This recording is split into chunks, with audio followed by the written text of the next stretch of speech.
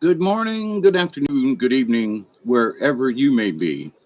I am your humble host, Mr. David Knoll, also known as Hawkeye Two Feathers, and I greet you with the love and the honor of the infinite Creator.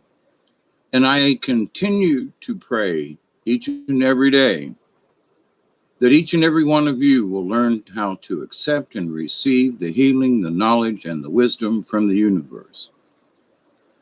And I continue to send good energy, pray that those folks out there who need guidance, spiritual guidance, will receive it because right now is a serious time of deceivers.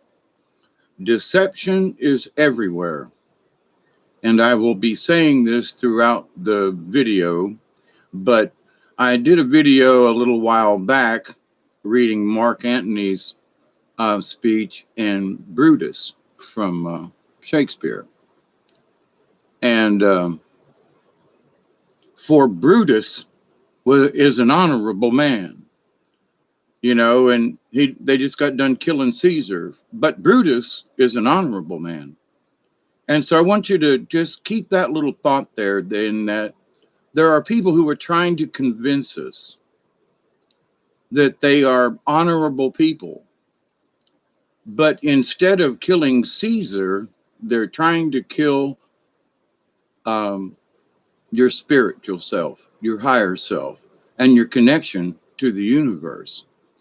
Now, those people out there who seem to be on the fence about some of this, and I myself and, the powers that be, if you will, there is a general consensus that some folks are being led astray with some of this, and that it's all right to, consider Lucifer or Satan or any of those kind of practices, teachings, or whatever.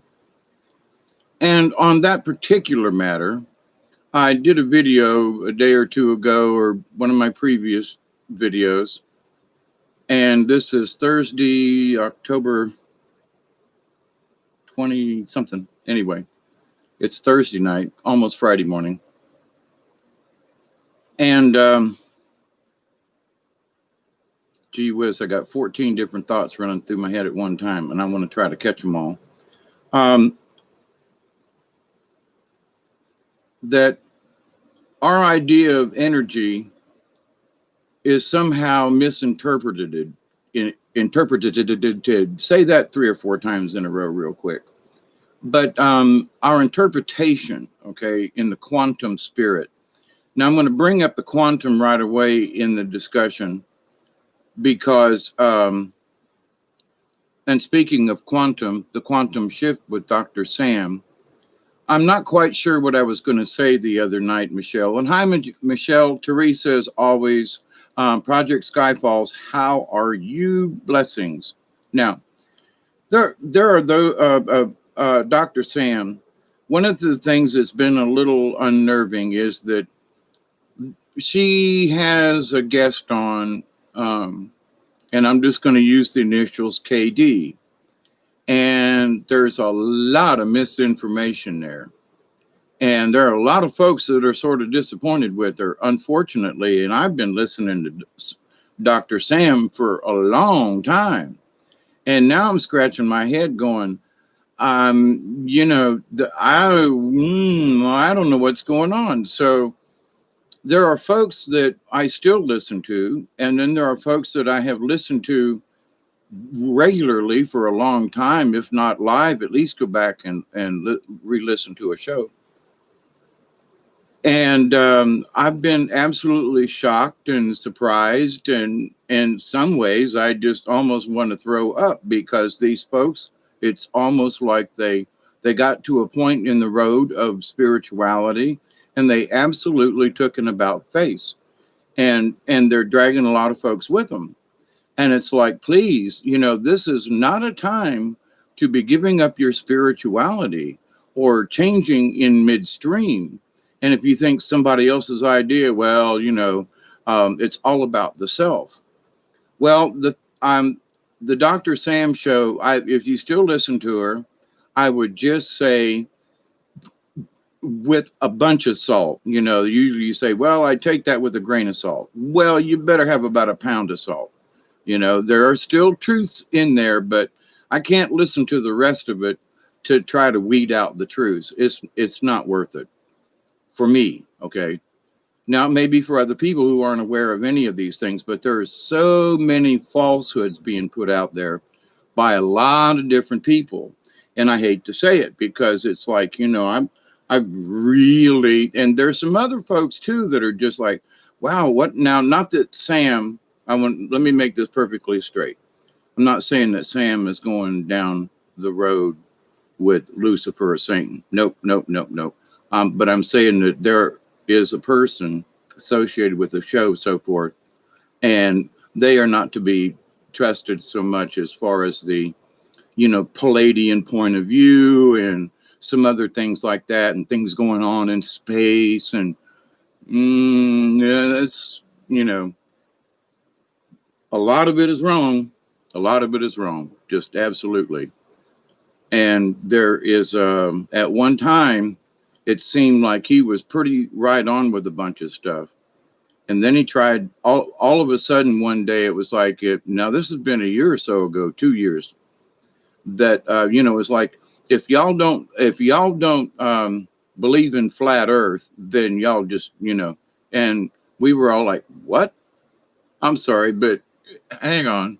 Then his whole reality is in a different plane. He might be in a similar parallel universe, but he's not in ours. So, but in some of what these folks are trying to teach is that it's more important for you to just be yourself, and if it pleases you, do it. And there is no God.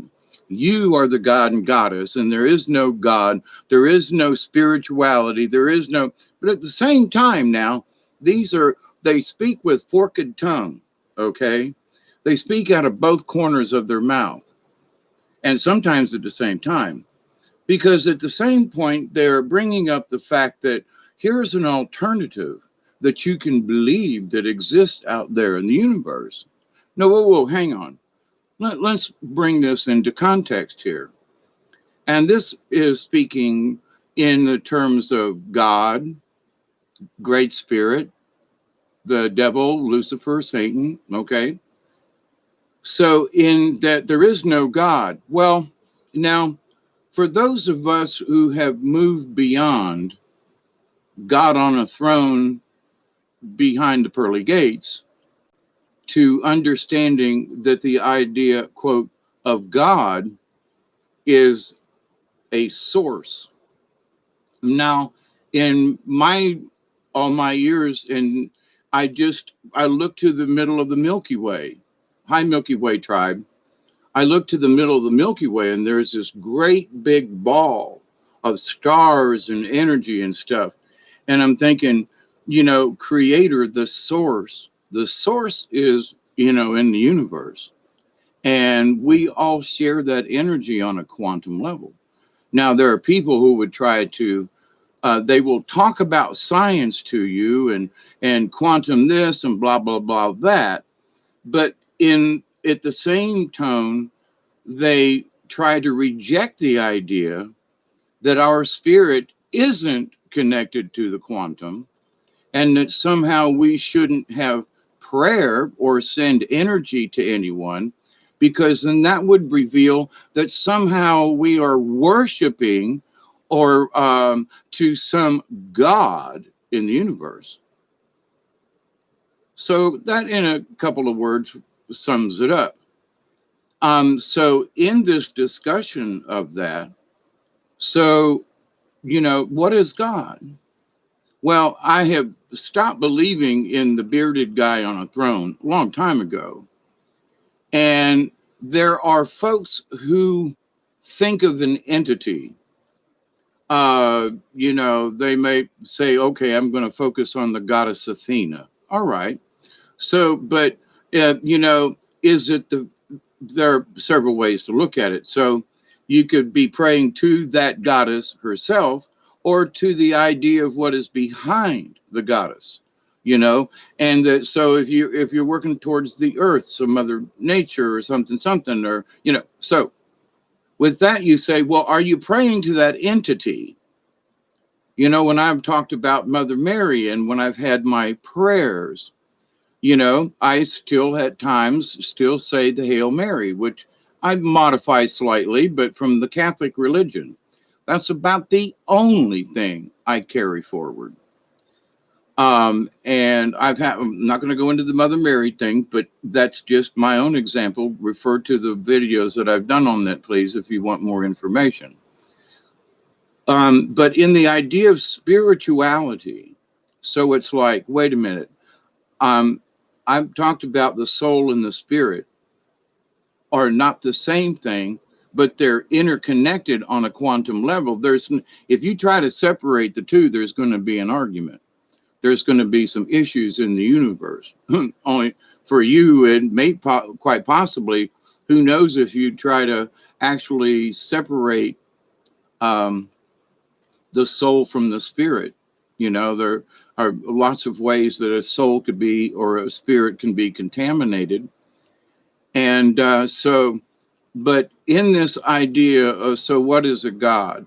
So for most of you, you know, I very, very rarely use the word God or goddess, because there are so many different ideas from all different kinds of levels of what, quote, God is.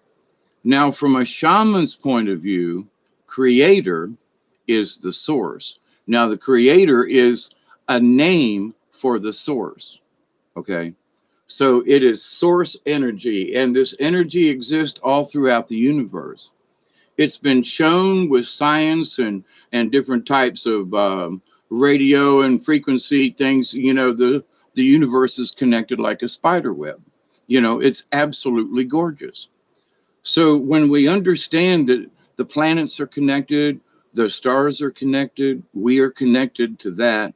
Well, now, wait a minute now. So this new philosophy is that, no, we're not really connected to that. All you have to do is just worry about yourself. Don't worry about anything else. If you want to contact an entity out there, you know, there's Lucifer or Satan or some of these other guys out there. Well, sure, they exist in the universe. So it's all right, you know, to ask them, follow them, or otherwise. What? Let's back this bus up. So for those of us who have this gut feeling, is that more in your chest, that this understanding of source, and and both things are created from source. Bad things can come out of source too, okay? Or something that is not quite formed or something, who knows, but in the idea that it takes all kinds in the universe, and there's trillions of ways in the universe, in just each galaxy. Let's put that there.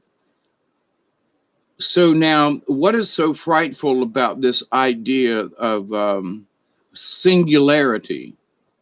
Now, if you think about this, it's like there are folks who would like you to believe that if we agree that we are members of the League of Like-Minded Beings, and many of you understand this, that we are members of the Milky Way soul tribe, and that our connection with and through Brian, and that how many of us feel as our own little collective here is the love and the light, and how bright that light is. And so anything that isn't using the light then is of the wrong frequency. And in reality, it is. So we understand about quantum up to the point that there's all these things floating around us in the universe, and we are connected. Now, many of you have predicted things that, oh, watch what Dave's going to do, blah, blah, blah. I got you all out there. But to the end, I see that means that we are connected. And that means that there are times when words aren't even necessary, that we can sort of hear each other's ideas or thoughts or something. And a lot of times we're right on the money. right, y'all? So if you want to say, well, listen now, I think because I don't like this idea of prayer. Okay, let's go back to the first word. The idea of prayer. Hey, Johan, dancing. Sarah, how are you? I noticed you subscribed several times the other day. I was like, I thought she already did, but anyway, I found that humorous. I guess three times is the charm, right, Sarah? It's good to see you, Michelle. Let's see. Have I met Teresa? Have I? Oh, hey, Mossy man.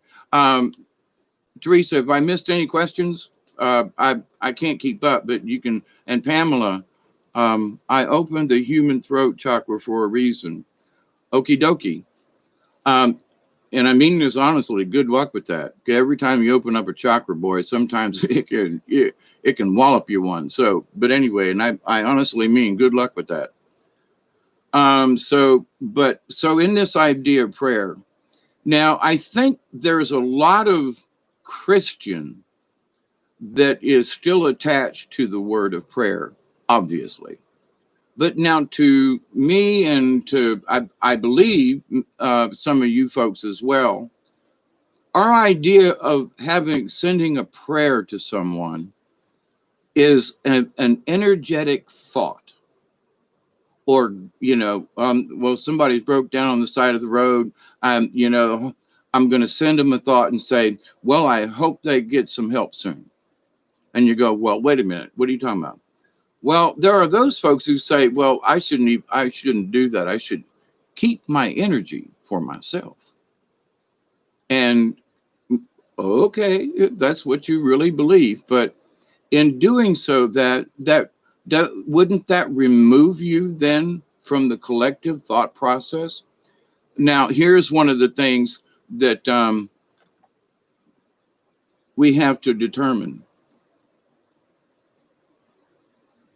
I know that I think I could speak to you all on this, that we all have like-minded thoughts, but do any of you feel like this is like a hive-minded thing? I have tried to stress free thought, you know, find this on your own. Look at nature and other things, The books that I have aren't on Satan or Lucifer, I can guarantee to you. And by the way, while I just said that, I also got confirmation. I know that video was a long one about the dark journalist, but in there, Dr. Joe discusses that anyone who touches or hears or anything that is in that negative ilk of Satanism or this or that or whatever it is that then your energy can become attached, and that it is like, oh, please don't do it. And I was like, I have spoke about this before. I've warned folks about this, and he, even about sigils and things. And I was like, now that's interesting. We must. Do they use alchemy? Yes. So if you're encouraged to do some type of alchemy like that with sigils or some other, now I'm not talking about sitting with a crystal and, making up a nice lavender tea or something and having a calm, or there's different ways of looking at these things. That's sort of my point. But when you get asked to do and participate in things, and if you say, well, okay, Brutus was an honorable man, or, is an honorable man. And so you have to look at it and go, well, he said it was okay. Well, so yeah, I don't have to think about other people. And this idea of prayer, well, that's like pray. Okay, let's kind of fix that. Now, I think that what most of us believe, now, when I say I'm going to sit down to prayer, that means I'm going to sit down and I'm going to meditate. And it may be one of you, Pamela. I have sent you many, good energy bursts and thought, quote, in my prayer. Now, but am I praying on you? No, I didn't want anything from you. I was actually trying to just say, Pamela needs help. Somebody send her some, somebody out yonder just saying her name in my head and during my meditation, and I'm hoping that energy gets out there, that she gets some support. Now there are folks that say, well, who's out there to support? Well, who are you praying to? I'm just sending my quote prayer, which is a thought process, my intent, into the universe. And because I absolutely 100.9%, which is almost 101, which is a lot, understand that on this quantum level, that we are reaching each other. And there are some folks who are being reached by the deceivers. And it's interesting that some folks are just like buying in this just lock, stock, and barrel. And I want to say I have said to myself, okay, I thought them folks had better sense. I mean, I thought them folks had better sense. That's that's just stopping on your spiritual. And there are even remarks to the effect, I'm not quoting anybody, but here's an idea along a particular thought. Hey, Candy Apple. And Dark Truth. Hi, how are you, Truth and Me? Teresa. Is Delaney in the house too? Hey, yeah, hey, Delaney.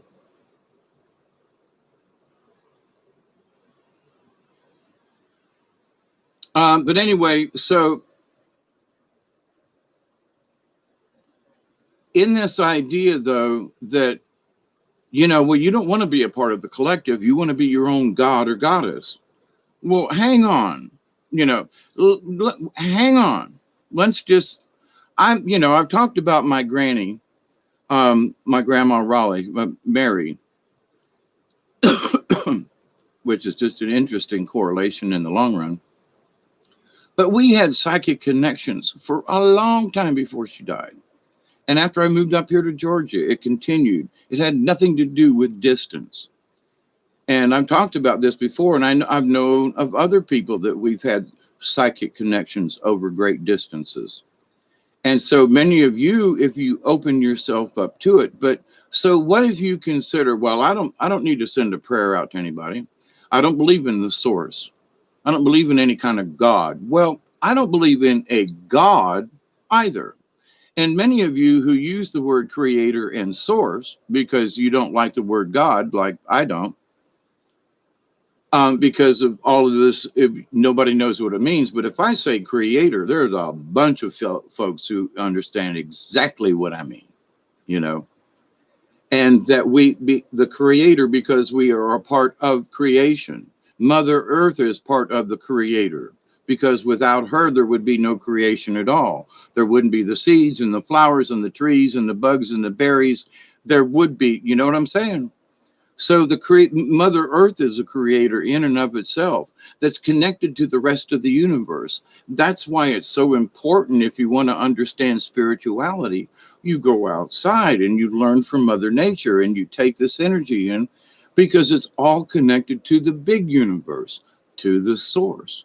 Now, there are those who would say the one source. Now, in understanding that, I have come to kind of like, maybe each Milky Way, maybe each galaxy has its own source because we are really physically connected.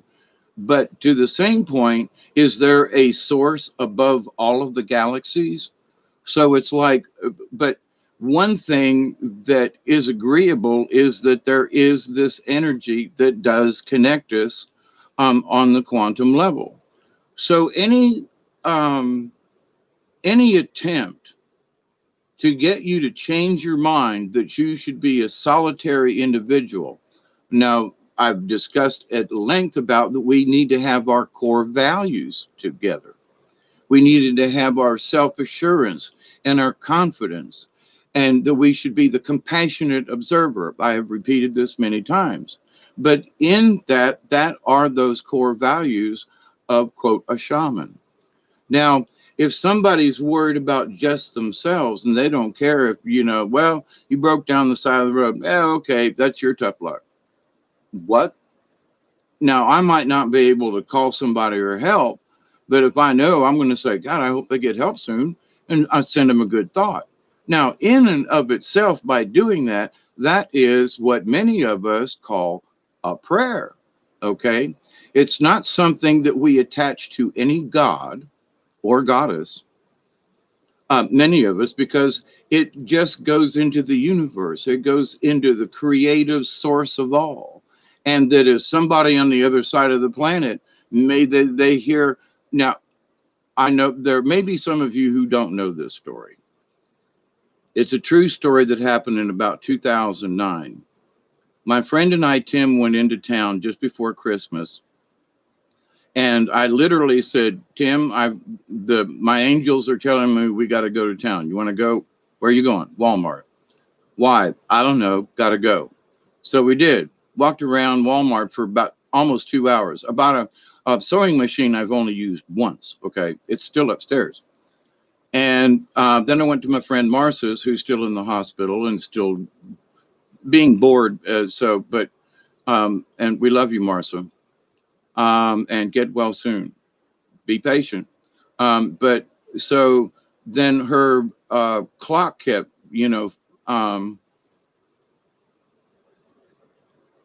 it was 431. 431 kept flashing. The door on the microwave was shut and there was nothing on. And all of a sudden it started flashing a number, 431, 431.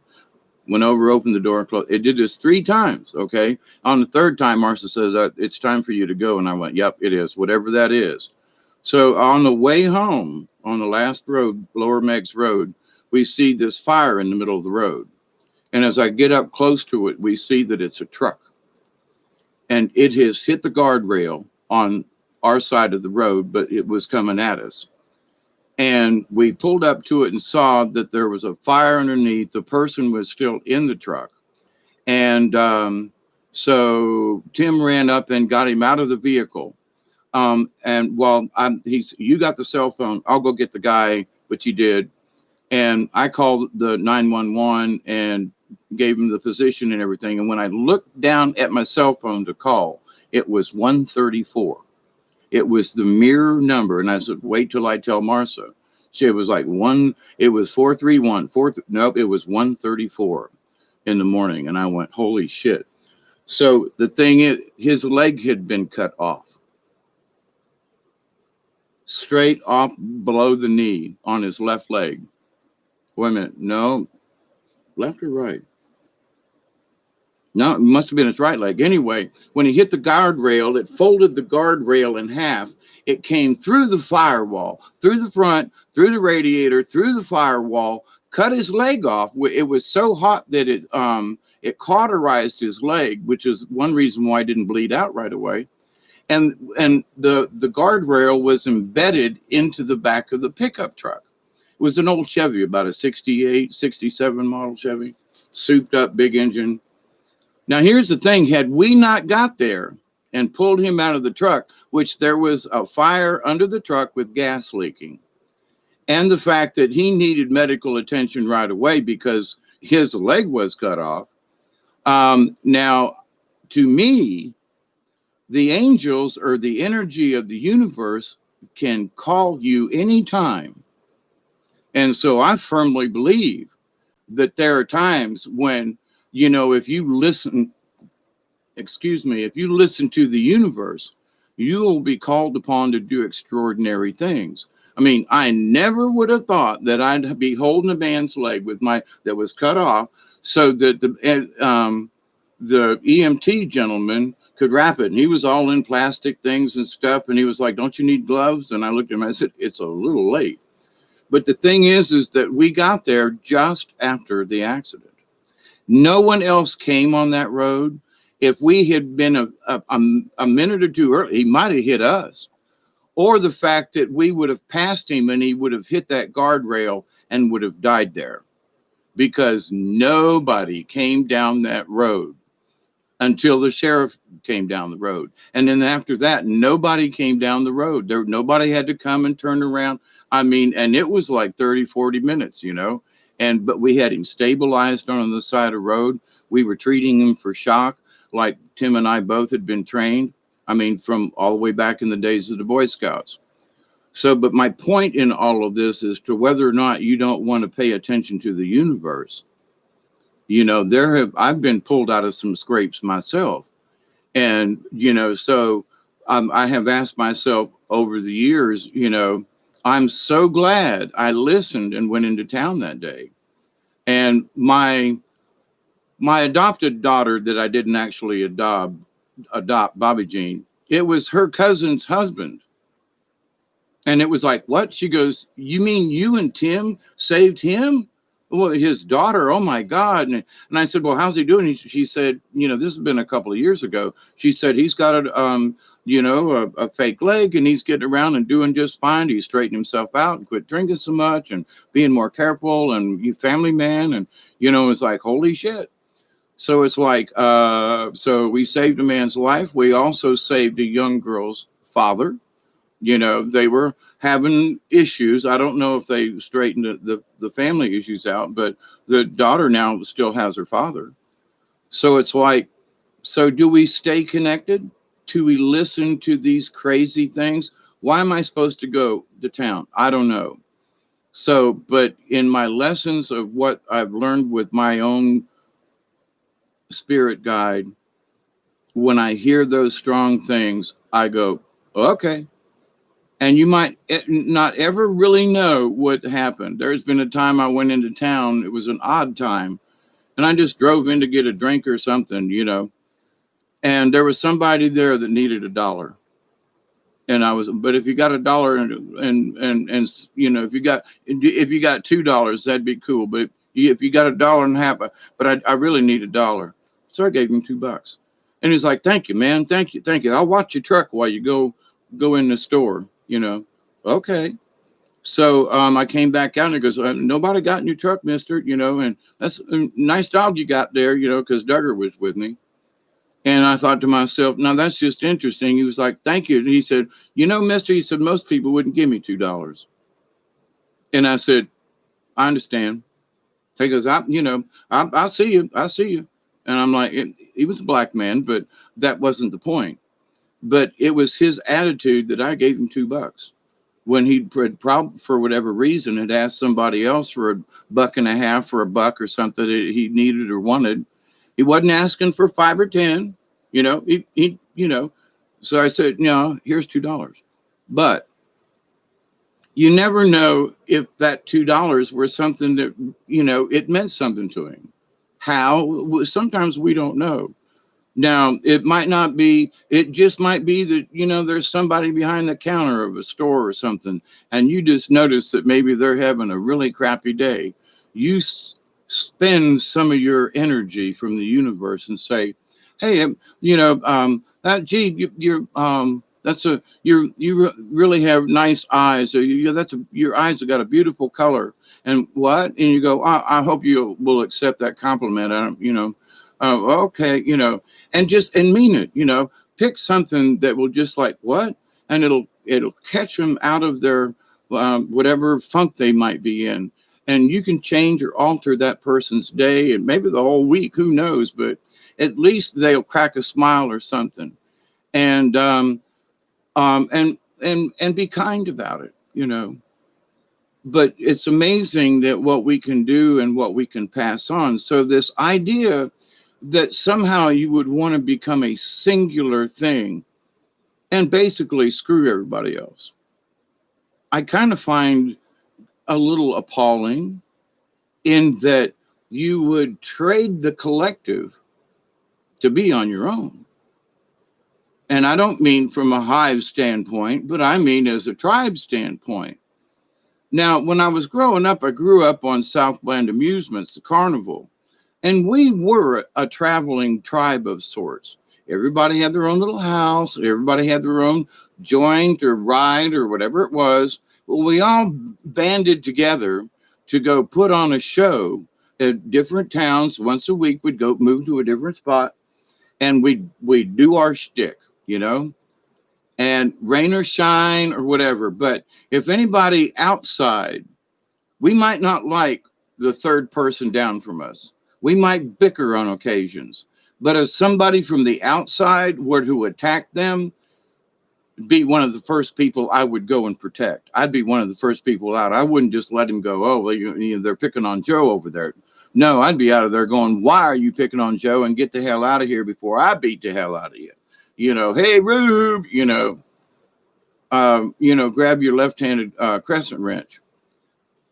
But in that tribe situation, though, you look out after each other. And you are still singular beings or entities. Mom and Pop ran the cookhouse. When they passed away, my brother ran it during the weeks. And when I could, I was there on the weekends. And we both ran the cookhouse, and we'd bring it. We'd have to hire help with us and so forth. But anyway, but every time I'd come onto the show, everybody would be like, Hawkeye, how you doing? I was known as Hawkeye way back when, because I could find things that people lost. And this has just been something, awareness, okay? Like that time I found a $10,000 ring outside of the theater building in Thomasville, and it belonged to a friend of mine. There have been so many things that I could just sit here and tell you about and tell you about and tell you about and tell you about. And it's like, these are all examples that have proven to me that being connected and being able to, like my friend Ron Scott, who's passed away many years now, but was a beautiful man and funny. Oh my God, funny. One of the funniest people I've ever met and got a chance to perform with on stage and to work across him. It was really hard not to laugh, when I'm supposed to be the mean guy. But anyway, play called Charlie Sant. But anyway, I digress. But in that, of all the energies and things, to think that I would somehow become a singular entity and not participate in this great energy that's out there, I scratch my head and go, now, why would somebody want to give that up? Why would someone want to promote you to give it up? Now, that's a question you should actually ponder, because you go, well, wait a minute. Well, there are persons, plural. There's more than one person doing this, or any one channel. And somehow recently, these folk have come out with these sort of ways, if you will. And it's like, what? Y'all been kind of hiding in the background, but now all of a sudden, it seems like these deceivers are coming from all kinds of angles and from people that we didn't realize that they felt that way. And so, which is interesting, but in the idea of the soul tribe, and I can speak on this personally because of all the discussions Brian and I had, of all the videos that we did, but also with the conversations he and I had, as to where we wanted to go, him and me. And it was to continue to search beyond any of these 3D measures and to see how we could expand our minds, our souls, and our spirits into the universe. And it's like, and because then we will become a true part of the quantum. So if any of y'all out there believe that the spirit of Brian's still around, that he's a part of the quantum. We've always been a part of the quantum. Now, the teachings of Edgar Cayce, and if you haven't read him, oh, please do.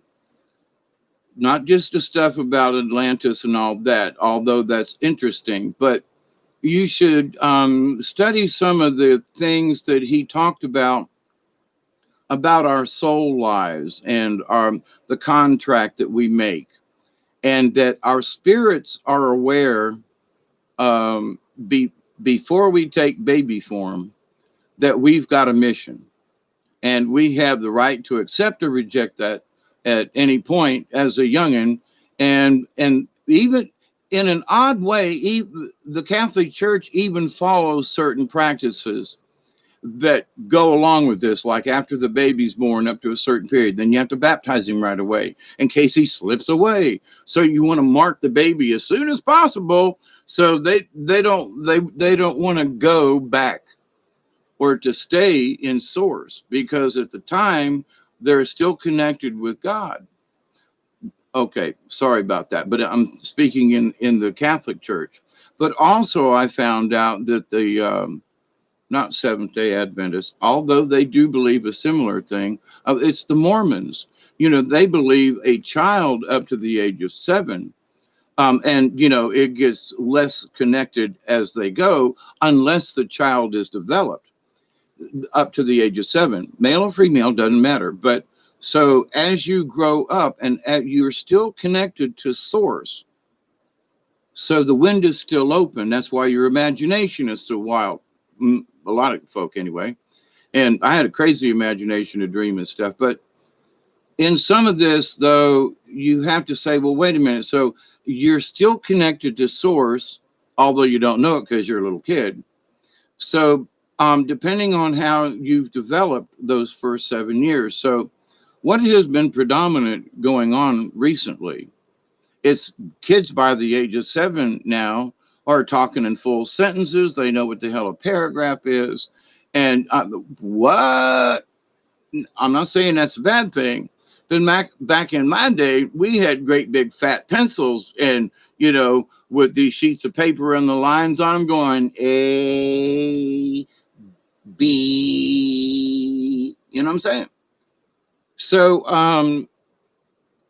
and kindergarten was blocks and watching Howdy Doody in black and white.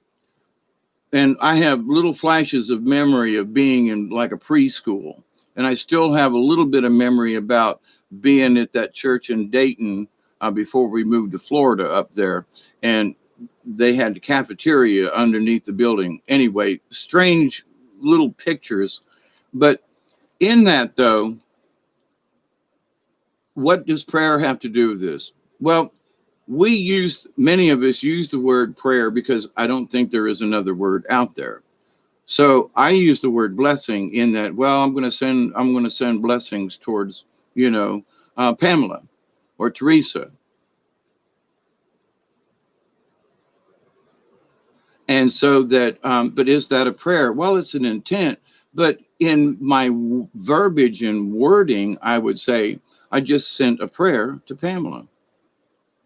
So, but, he's using that prayer word again. He's praying upon somebody. No, now you got to stop that. That's just, there are words that may sound similar, but are spelled differently on purpose, and the word pray, although it's attached to a lot of religions, those of us who understand in this quantum spirituality, we get what we mean.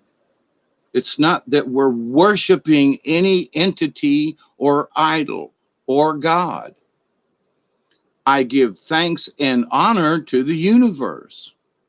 And we all should. We should just say thanks. That, there ain't a cosmic, we got hit by a solar wind the other day that was like at 350,000 miles an hour to 750,000 miles an hour, and in about an hour and a half. Okay, it went doodle-doodle-loop, potoing. So if you don't think that we're not getting hit by these things, that's fuddy-duddy and stuff. Listen, there is a lot of this energy coming from a lot of different places, and scientists still don't know how this is working on us. But if someone's trying to pull you in a particular direction, if you're on the fence with, well, I don't know exactly what to do, if you want to pull away from the collective and go this on your own, you are a God. So you go over here and just do what you're going to do. Whatever makes you feel good, makes you feel happy, okie dokie. But then when you reject everybody, because, well, piss on you, I don't have to pray for you. I don't have to send any good energy out there to anybody. It's mine. F you, right? So if that is the case, then hang on a minute. If you get in trouble, and you go, holy shit, I pray to God, somebody comes along and helps me, you might not be heard because you've severed your connection to the rest of the collective. Now, as I will reiterate this being attached with the collective has nothing to do with hive minded thinking. We all think in similar ways, but each one of us are individual beings. I mean, there may be a bunch of us that like pizza all the same way, but in something else, we might want to have a war about something else, about pistachio ice cream or something. But to the point though, it's good to have diversity. It's what we do with that diversity and how we combine our quantum energies. So for those folks who want to do anything but help to illuminate that by saying, well, you're not part of the collective. How are you going to grow if you stay by yourself? How are you going to grow and learn about the universe? Well, apparently, you're not supposed to learn about the universe. You're only supposed to focus on certain entities in the universe. So not only are you being told to, no, there is no God, there is no none of that. Okay, forget about it. But there is a Lucifer and then some of these other folk. So you should believe in them folk. The hell with anybody else. Nothing else exists in the universe. So why would anyone, want to lure you into the idea that it's okay for these entities over here to exist, but then the God spark not be able to exist? Wait a minute. So what? Oh, forget about that God stuff and anything that has to do with it. Any of that praying or anything. Oh no, we can't be meditating now. But we're gonna do this over here and talk to these folks. Man, they got a really good plan over here. What? Oh yeah, but we ain't gonna tell you that they're mob related, or anything like that. No, but well, what you're believing over there? No, nah, no, that's all fake. No, Jesus didn't really exist, and God is is a is some kind of thing, and all this other kind. But you are gods and goddesses, and believe in that in our individuality, and you can create what you want to, and that this is what your path, and screw everybody else. If you were that person on the road that night that we went into town and on the way home saved, okay. But in my belief, in my understanding of things, the more we stay connected, the more we understand what that connection is between us. Again, not as a hive, but as a tribe, as members of the League of Like-Minded Beings. We've all paid our dues. We've learned how to come up to the light. We've learned that some things just ain't going to work. And that, the discussion about worship, for example. Now, I have mentioned this in other videos, but this seems to be another appropriate time to sort of bring it up. And I forgot what I was just about to talk about. Something else came into my mind. Trying to stay connected to the universe. But personally, I wonder, I sort of know why, because there's a lot of folks out there who have been lying in wait as deceivers. And that now is the time. A lot of folks are sort of coming out of the closet in a way and trying to push this agenda. So, but if I've learned that, there are times when I believe that I've heard Pamela or Teresa or Candy, or there's been times I swear to goodness, and I've never heard Michelle's voice, okay, but I'm like, that's Michelle, and I'll go, wonder what's going on, and later on there might be something in the chat. And or you guys might be giggling about something, who knows? But to the point though, I can feel it. So sometimes it gets a little overwhelming to me because of maybe a passionate thing I did with a video. And, when I say that I'm worried about your soul, I am, because, some of these folks are really being led astray. And um, to lose their connection to the God spark and to the light energy. Now, you know, everybody's got their own spirit path. And if that's what they choose, the best thing we can do is say, all right, but I refuse to participate with you. That's all.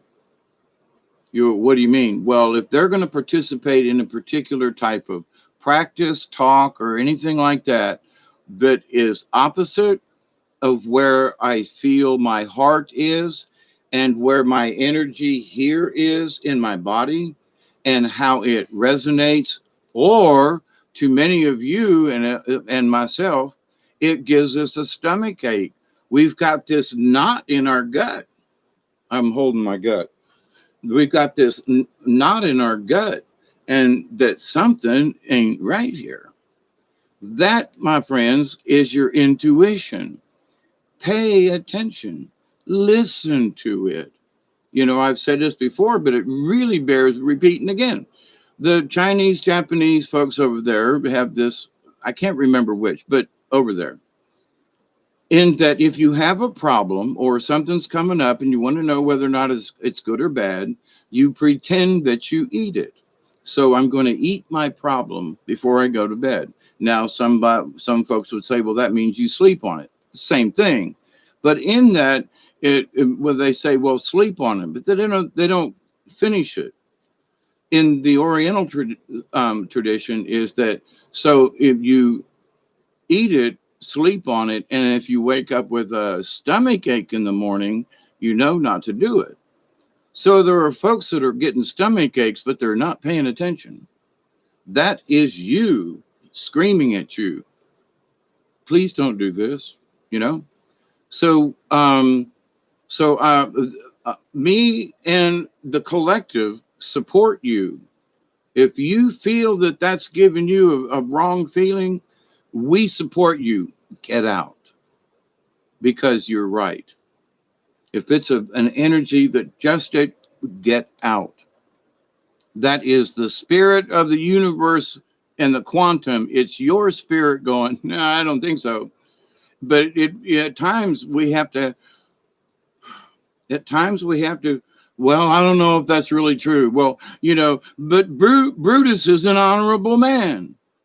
Are you catching on? Brutus is an honorable man. He wouldn't lie to us, right?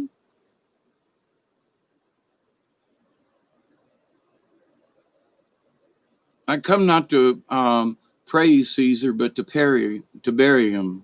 The praise of men lift after them. So let it be with Caesar. So, quote Mark Antony.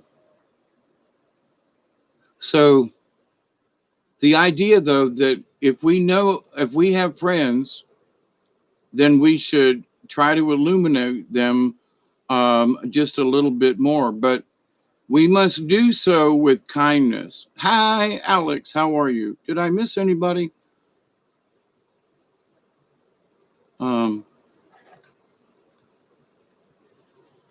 Let me come back up in here and wow, it's been almost an hour again. Truth says I have almost blocked people by accident using my phone. Maybe it was an accident, or maybe it was one of them cosmic errors. Right, Truth? I'm just kidding, but maybe not. Project says I have some toxic family members. Yeah. Me and a friend were talking about that today. And yeah, there's some things that are just, actually, I was talking with my daughter. And some of the things that go on with family members, and the things that some family members can come up with. Well, you didn't call me because you hate my guts, and or this, that, and the other thing, and you don't care anymore. And it's like, well, no, actually, I'm not sure where I put your number, and I've switched phones, and I can't remember, and I forgot you called, quite frankly. But oh, but now I hate you, and I'm, and I'm wishing you bad, and oh, please stop. No, that is not. So people can conjure up their own lies that somehow makes them feel like they've lived in some type of chaos all their lives. And when things are too quiet and there is no chaos, they have to create it. I mean, it's almost like a battered person syndrome. You got to go back in there and get beat in the head because you haven't had anybody to beat you lately. You go, wow, something's different here. I don't know. Then let me go get in an argument.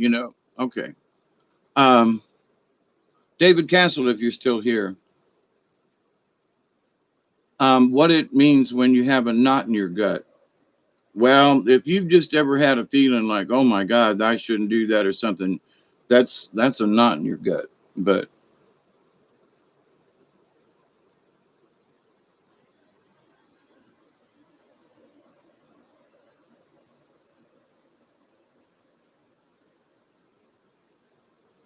hi, Alan, going back down, trying to et tu, Brute. So y'all get my drift on that, right? And what I mean by that. And cheers, Alex. Let me roll on down. Yes, Michelle, they invent chaos and drama. And I've got some really good friends, and they're intelligent people, you know, and it's like all of out of some weird something or other, they have to come up with some kind of something, I want to say scandal, but to them it's scandalous. Well, I thought you felt this way, or somebody said you said something. I'm like, no. I always tell people, if you've heard something from someone, now if it's a repost of something I've written or a video, that's different. But if somebody says, well, I heard Dave said, wait a minute, you better check with Dave first, because I won't lie. I mean, I just can't do that. And someone said something the other night, and about me being sending negative energy or trying to send negative entities. And I'm like, I am so far away from anything like that. I cringe. I get a knot in my gut if I even think about wanting to go that way, or like I would wish, harm on someone, or the fact that I would, maybe not harm, but just like wish bad luck. That's called a curse. And if you wish bad luck on someone or something like that, or, I don't give, let them rot in hell. In a way, your words are a curse. Okay. And I can't remember his name, but there's a YouTube guy that's over in England, Scotland, Ireland. I'm not sure. Over there. Okay. And he's been to the United States several times, and he's been in with Celtic lore and magic and that, and elves and stuff. Anyway. So, and he's talked about how that there were people in the old days that cursed a family. But what happened was that the family that got cursed could get out of the curse. But the family that made the curse, the original family, it would reverberate back through the generations of the family who made the curse. Not who got it, but who made the curse. And it's like, because they had put the curse out there to inflict harm, not just on one person, but a whole family or something like that. But even just one person, that it would come back, and their offspring and generations and generations and generations of, that would go back through there because of the original DNA and the connection, and, and that quantum energy. So the curse would get passed down if it was just one flipping atom. But anyway, so but in this quantum realm of things, and even what I'm really glad there are other people speaking up about this, but even seeing a picture of Baphomet or the devil or Satan or Lucifer, and to that can give energy to that picture, or pick up a book on it, or God forbid to read from it. And these things are, they want you to pick them up. They want you to read from it. They want you to partake in it. And anyone who has touched an item or still, I mean, I've touched items back in the day, and I'm just hoping and praying that, that shit's gone. You know what I mean? I had some really bad demons in the old days, and they just aren't here anymore. And I'm confident of that. So I feel that if I did have a tie to anything I mucked with 40 years ago, I don't have it now. But I can tell you, I probably did for a period of time. I can look back and go, it was sort of like I brought bad luck upon myself. I caused it because I dabbled in a couple of things that I just in, sort of playing around without any actual evil intent, backfire, so. But anyway, so in this, if we believe in Brutus because he is supposedly an honorable man, and we don't see what anybody else's point of view is on this, not necessarily mine, but this is a point of view in general, okay? I'm relating my point of view, but it's because I studied all these other shamans and teachers and, and medicine men and women, and many medicine women with great advice. In fact, I shared some of it, the last couple of days, for example. But the idea, though, that if she had not shared that information, and I used it in my life to be able to say this works, then I'm not going to pass along the wisdom and the knowledge from my earlier friends who taught me these things and to be aware. And my job in my old age is to help other people to see these same things and then be able to see the results after it. And you go, well, wait a minute, what's that got to do with it? Well, if they were singular beings, I wouldn't have learned anything from them except that they were snotty, stuck up, arrogant people because all they thought of was themselves. But I've had the fortune to be able to work because I was a handyman and worked for a lot of people. I've had the wonderful fortune of, meeting, 84-year-old, large black women who make the best damn sweet potato pie I have ever tasted, to grumpy old men with shotguns, so it's like, okay.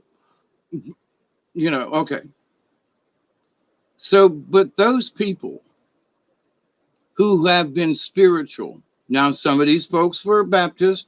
That black woman, bless her heart, she went to a local little black Baptist church down there in Cairo, Georgia.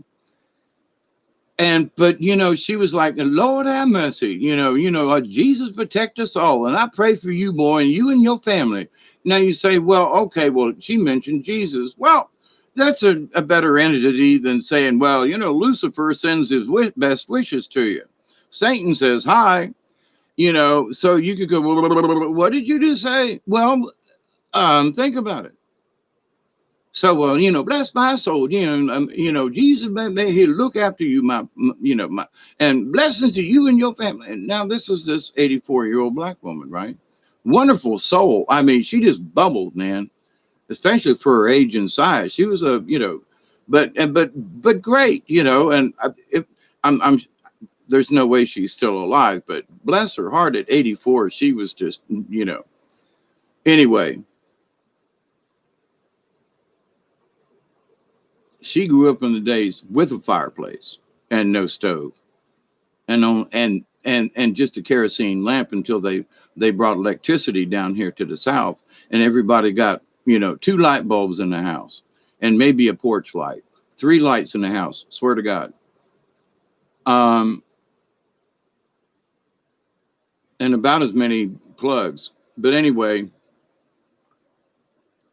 the idea though that they still shared. So in the old days, they would go by and people were sitting on their front porches, and they'd walk down the road and they'd walk 2 or 3 miles just to go visit somebody, just to go sit on the porch. Sometimes yak, sometimes take a musical instrument, and sometimes it was, so, but these people got together because they didn't have the computer, but they got together to share their spirituals and their songs. I mean, especially the black folk, but in that they sang spirituals and stuff, and and it's like that's really connected. So you say, well, wait a minute now, that's sharing. We can't share stuff like that. We can't do that. No, but we got to be individual people. I'm a god and you're a goddess, or vice versa. But the hell with everybody else and sharing energy. I just would not, absolutely would not want to be a part of that in any way, shape, or form. So now, what about the worship thing? Now, there are a lot of folks who go to church to worship, and I've been against that word for quite some time, because in the St. James version, in the older versions, the word worship is adore, to adore the Lord, to adore God. In that, adore is, like I've said before, I adored my grandmother, but I did not worship her. Okay. And there are people to this day that I still adore because they're these beautiful people, but I don't worship them. And in that, it's of the highest respect and honor that brings on the adoration. And I highly regard these people's opinions, what we've done in the past, or whatever it is, So in that, you say, well, what's wrong with that? Well, I don't know. Aren't you praying to your grandmother? Well, no, but I think of her fondly. And what's wrong with thinking about Granny? What's wrong with that?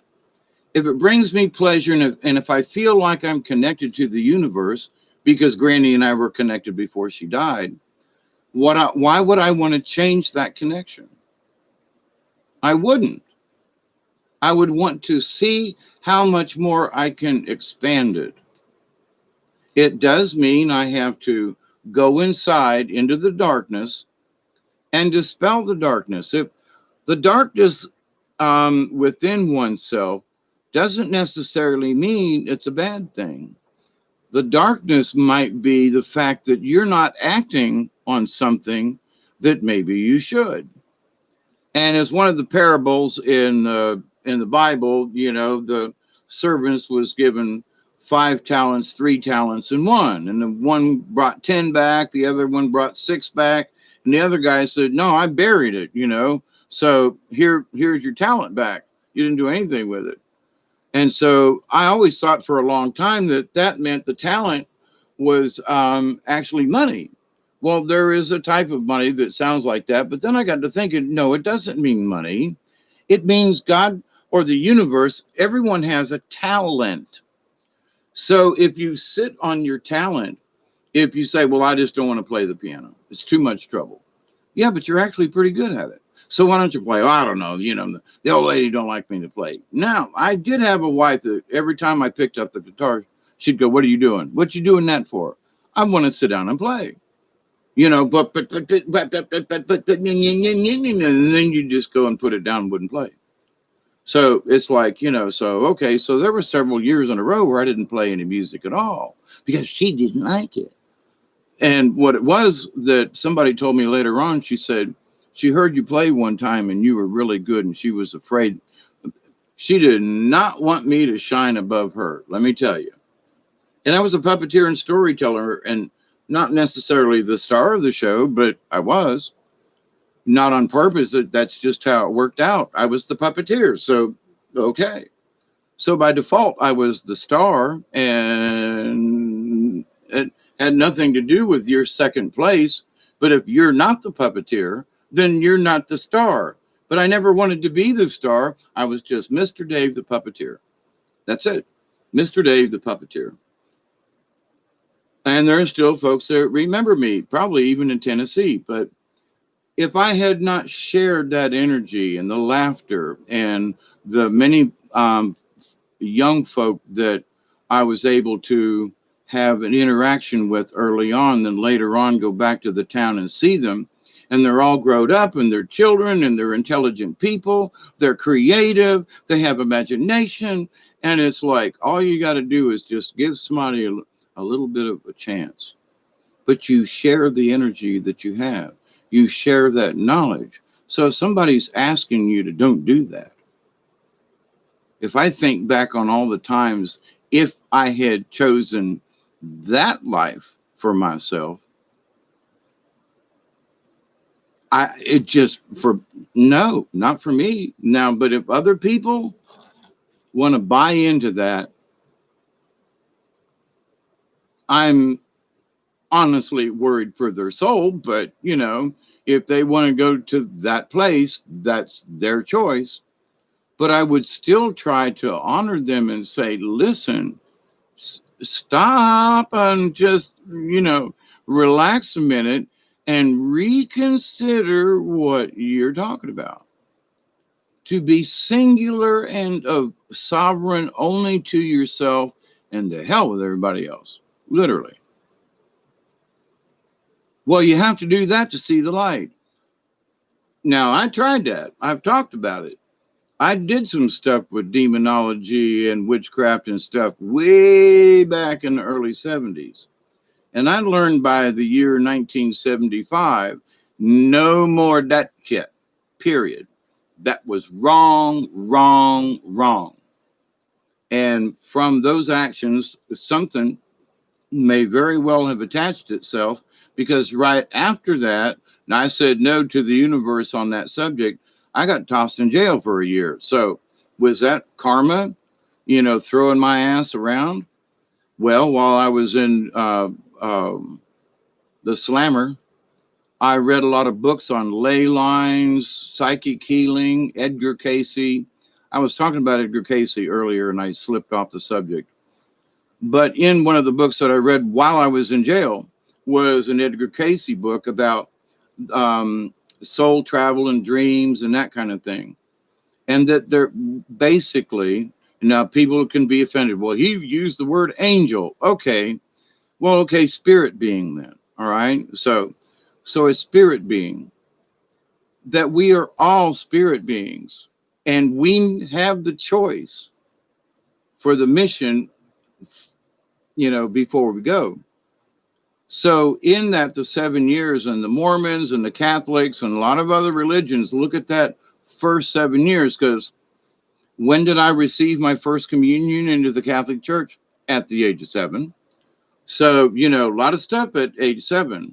So that's when they think you're not connected to source anymore, to their God. But if the person or your family or relatives are aware, like my granny was, when they're aware that that age of 7 doesn't matter. So you encourage the person at 3 and 4 and 5 and 6 to stay connected to their spiritual side. So many, like the Mormons, they encourage, now it's around the world, kids 4, 5, and 6 playing with these little games on the internet. It's like, okay.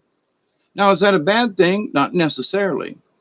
But my 11-year-old friend, she just turned 11 on September 11th of this year. What a shame. But that, she's studying to be an engineer. And I was like, great. But she's using 3D imagery now on her little Chromebook that, that works better than what I used 20 years ago for the company that I worked for as an engineer. So I'm like, what? So I had to pay big money if I wanted to learn how to do this 3D engineering. And she's learning it at the age of 11 in school. I think it's great, but 10 years difference. And for me, I had to go back to tech school. I had to get my own computer, had to get a software, had to do, and she's like, got this at the temperature. I love it. But are they actually being kids? You know what I mean?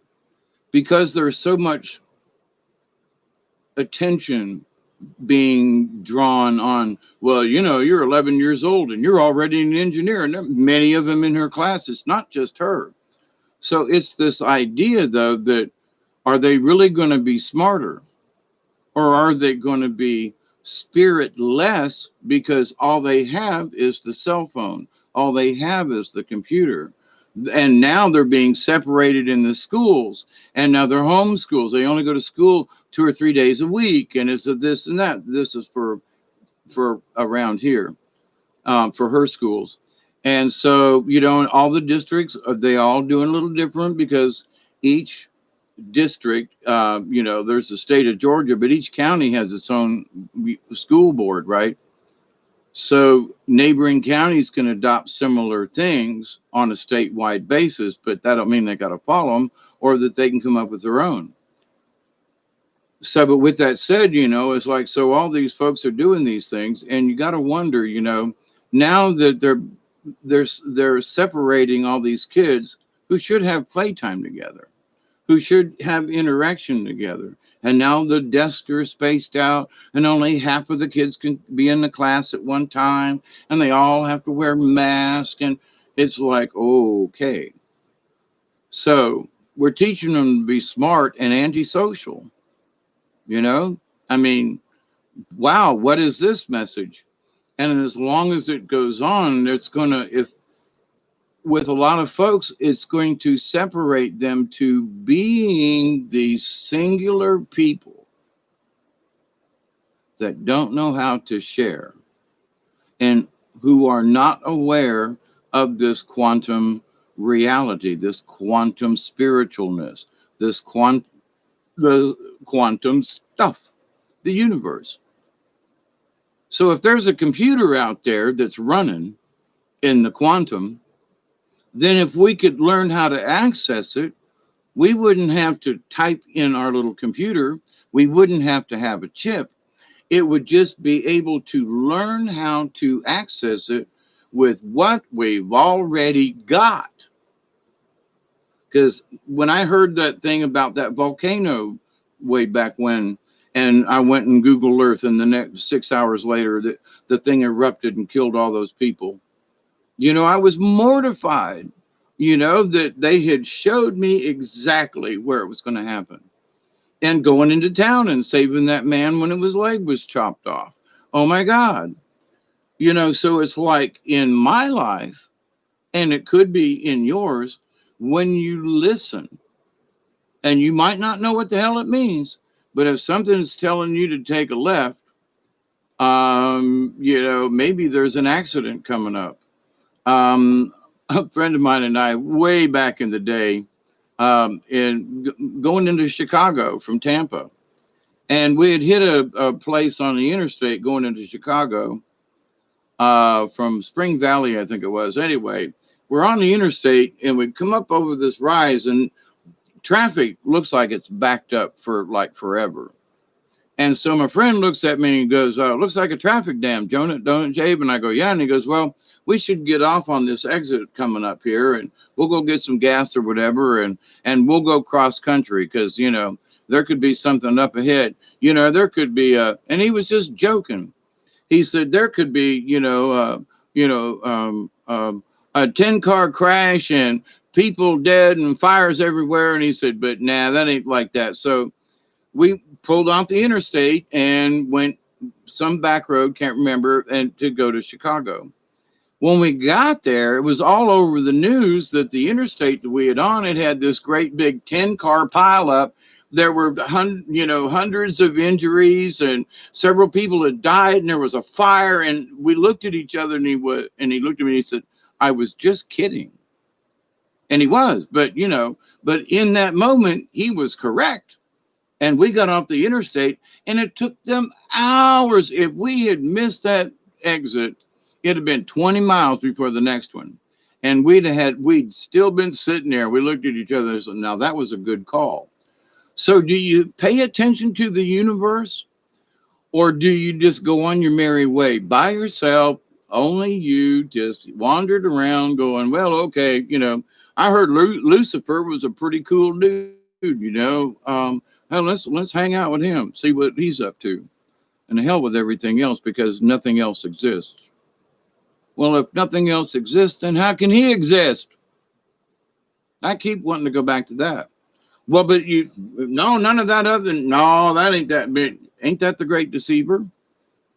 So whether or not you believe in Jesus Christ, or whether or not you believe in any of these, whether or not you believe in Buddha, and I don't believe in them, but I believe in some of the teachings that all things are connected. That's a Buddha thought, and along with some other, shamans. Man, well, every shaman I've met, it's all about Mother Earth. It's all about the animals and the things. It's all about that energy.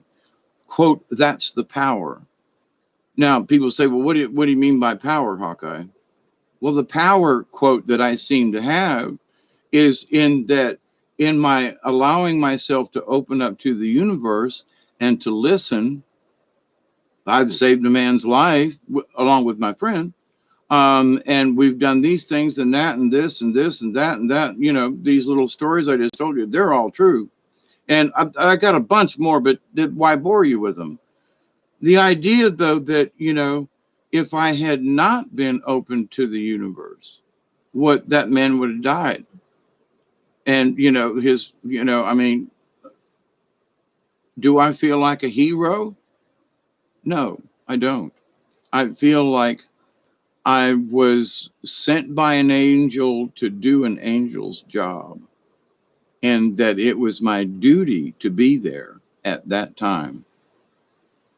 As weird as it, I'm like, but actually, were we heroes? Yeah, the EMTs pulled up with the ambulance, and usually they tell you to get out of the way. They kept us in the loop. Well, how's he doing? Well, we've had him like this. Well, we see you got a tourniquet around his leg. How long has it been there? Well, just enough, but the wound is cauterized. Well, and we see you've got, you've been treating him for shock. Yes, ma'am. And all these EMTs and everybody doing this stuff. Here, hold him down. Let's hold him down and hold his head still. Well, I put him on the board and all that. They, instead of telling us to get out of the way, we stayed in the picture the whole time until they put him into the back of the ambulance, which is unheard of. But we had done such a good job and were already in control of the situation. And so we were already part of their team. It's like they joined our team. And if Tim and I hadn't been working together, then, if we'd been freaking out and all this other stuff, no, we had it under control. And when they showed up, we continued our assistance. Now, that's in the sharing of things. I can't imagine anything else. Was it really hairy and really strange? Yeah, boy. And did I learn something, about EMTs and the jobs they do? They go out to an accident. They don't know if there's an arm or a leg or somebody's head cut off. I mean, you know what I'm saying? And sometimes that's the case. And so to see actually what they do and to be a part of that team for that period of time to get him stabilized and so forth. The idea that the one guy looked at it and he said, you saved this man's life. And it was like, good thing we were here, huh? Well, when you get here, blah, blah, blah. And my friend Tim said, yeah. And we were sitting at the house and Dave said, we got to go. We need to go to Moultrie. And here we are. And the one EMT looked at him and said, what? And I go, yeah, we were just sitting at the house and something told me we needed, and here we are. And good thing we were, And I was amazed. Tim was amazed. We were amazed. I'm still amazed after all these years. But to the point, though, in that if I had ignored going to town, the circumstances would have been totally different. And who knows what he's done, what the influence on his daughter or whoever else. So, And do I want to stand up and say, well, hey, I'm a hero about this? No. What I'm saying is that sometimes we never know when we can actually save someone's life. And it might not be somebody's leg getting cut off, but, maybe they just need your assistance. But this idea of isolation and of not, sending blessings to some, or why would you pray for someone? That means to prey on someone. Well, if that's what you think it is, okay, I'm going to send my thought intents to people. Well, what do you mean by that? Well, it's sort of like prayer, but you don't like the word. So I'm going to use another word, thought intentions, TI. So what are you doing? Well, I'm sending TI to somebody. What's that? Thought intentions. Well, what would you do that for? Because I love them. And I think that we all are in this together in the universe. And even if you want to be that singular being, you're still here with the rest of us. Duh. So, anyway,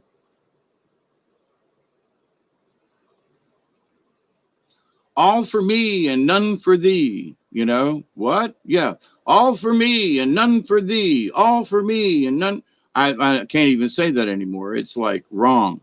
But so anything that we say or read and we allow it to happen, if we pick something up by accident and open up and start reading something, we go, whoops, sorry about that.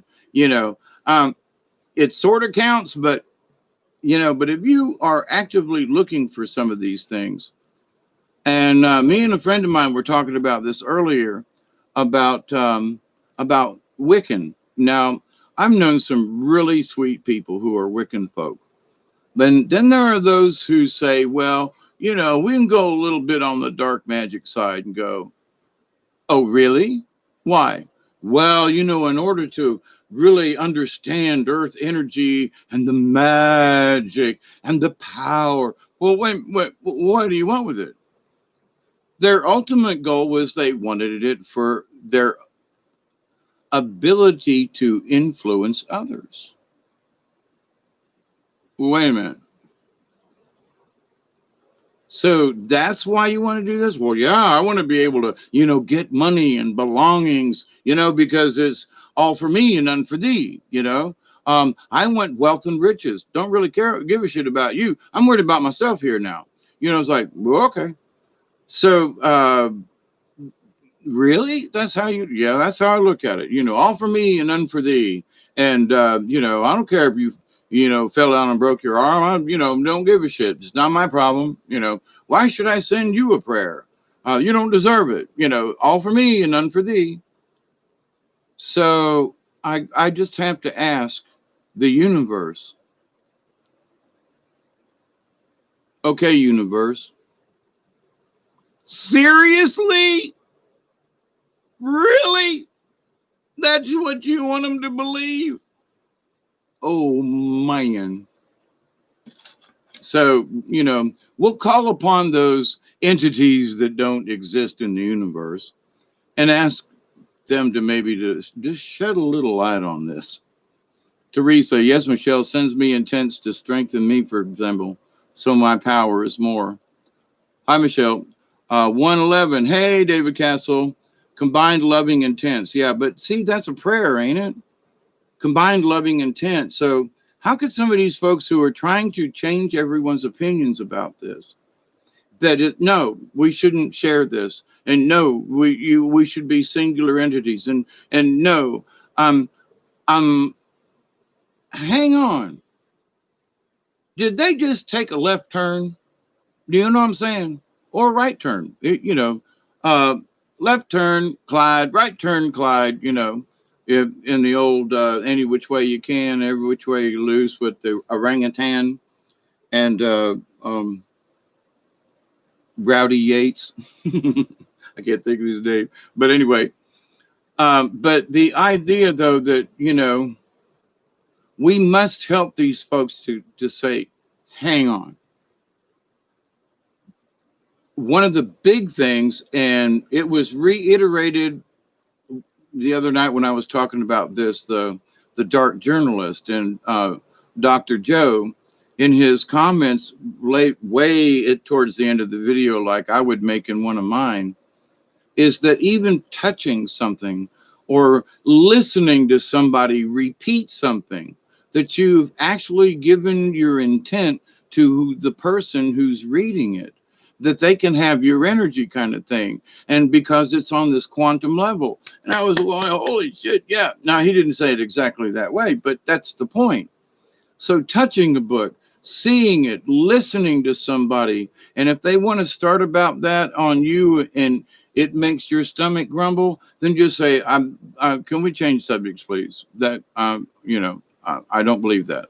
So, but I'll still be your friend, but I'm not gonna believe that. So as long as we don't broach that subject, and there are things that are like-minded, but there are some folks that we just need to say, whoops, I made a mistake, because I was told that Brutus is an honorable man. Now we're going to change that sentence to Brutus was an honorable man. So we've seen changes in people. We've all kind of wondered, like, what's this about? So Brutus was an honorable man until he and some others killed Caesar. So Brutus,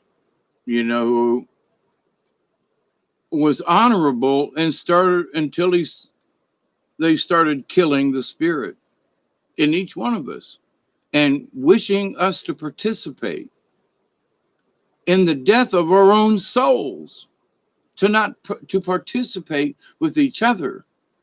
And that you hadn't heard me talk about God. So that none of this source energy in the universe, that we can feel it amongst ourselves. You want to give that up? I just don't understand. You know what I mean? It's really crazy.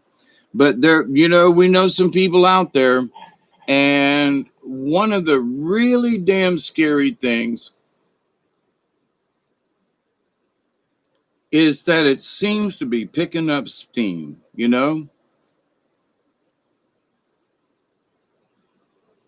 feeding the wrong energy, exactly, and giving your power away. And here's to me, the wicked thing about this. There are people that are just going to listen in just for curiosity's sake, without the knowledge that by doing that, they are an active participant. Now, I know we're curious. We want to hear what the person's got to say. But in that, if it's attached to such entities, then by listening to it, and you know what they're doing, well, I'm reading from the book of Umpty Scrunch. Okay. Well, then Umpty Scrunch, I'm not going to, from this point forward, I can't listen. I'm not going to listen because I refuse to allow my energy to participate in this activity. So what we do is we just stop and say, whoops, sorry, and back out. I know we're curious. I was curious too, but curiosity, now that we understand the greater quantum of things, any reading or participation, we can look at stuff along the edges. Like somebody brought up, crap. I've talked about Father such and such back in the 90s and 80s and 90s, who was in the Vatican and wrote all those books anyway. Malachi Martin, thank you very much if somebody was thinking it. But yeah, spidey senses. So many of the things he talked about and said have just absolutely more or less come true. But the idea, though, that we would separate ourselves from the collective, and the next thing they're going to say, right, is, well, you want to be part of the hive mind. No, we talk amongst ourselves. I might tell you, hey, listen, you shouldn't do this for the following reasons, but it's your own choice. But that, I'm not telling you, you better follow me or you're doomed. Or that, I've never asked any of you to actually follow me, but you do simply by subscribing. But In that, though, the idea, though, and you all know me enough to know that it is about the share. And you all share amongst yourself. And I think it's wonderful, whether it's the Milky Way soul tribe or not. You, ladies and gentlemen, converse amongst yourself and sometimes with me, and we hang out here. And the thing is that we enjoy each other's company. So that's good. But we still each have our own opinion. We still each have our own view of how we see it or how we're going to get there. But we are like minded in, though, that we pretty much agree that going this other direction is just literally going down the tubes. So now, with that said, that's enough bitching about that. But the idea of prayer, to sort of wrap this up in the prayer attitude, if there was another word, I'd use it. But it's the simplest way to say, well, I'm going to, my thinkable intent is, well, no, my prayer is. So without having to draw upon any entity, actually, if I say, and when I do say, I pray that you accept and receive the knowledge and the healing, the wisdom and the blessings from the universe. So in that, I'm asking all of the universe, not just source, to kind of help you along in whatever that way that is, because the source is connected because of the quantum, etc. So by you stating that, I wish that as my prayer, that you all will get it on your own, and you will see it, and that the universe will answer you and give them to you as you request. But if you're going to say that none of that exists, and that the only answer is through some fallen angel, and now I have done this in a video long time back, and there is some evidence that the fallen angels fell in defense, and that the word that, they fell from God, the grace of God, or they fell because of the war. Now, I'm not trying to change anybody's opinion about this, but I did some research on it, and and what I did was I thought about it. Now, but Lucifer is mentioned as being that son of a bitch. Well, but here's another point of view about that.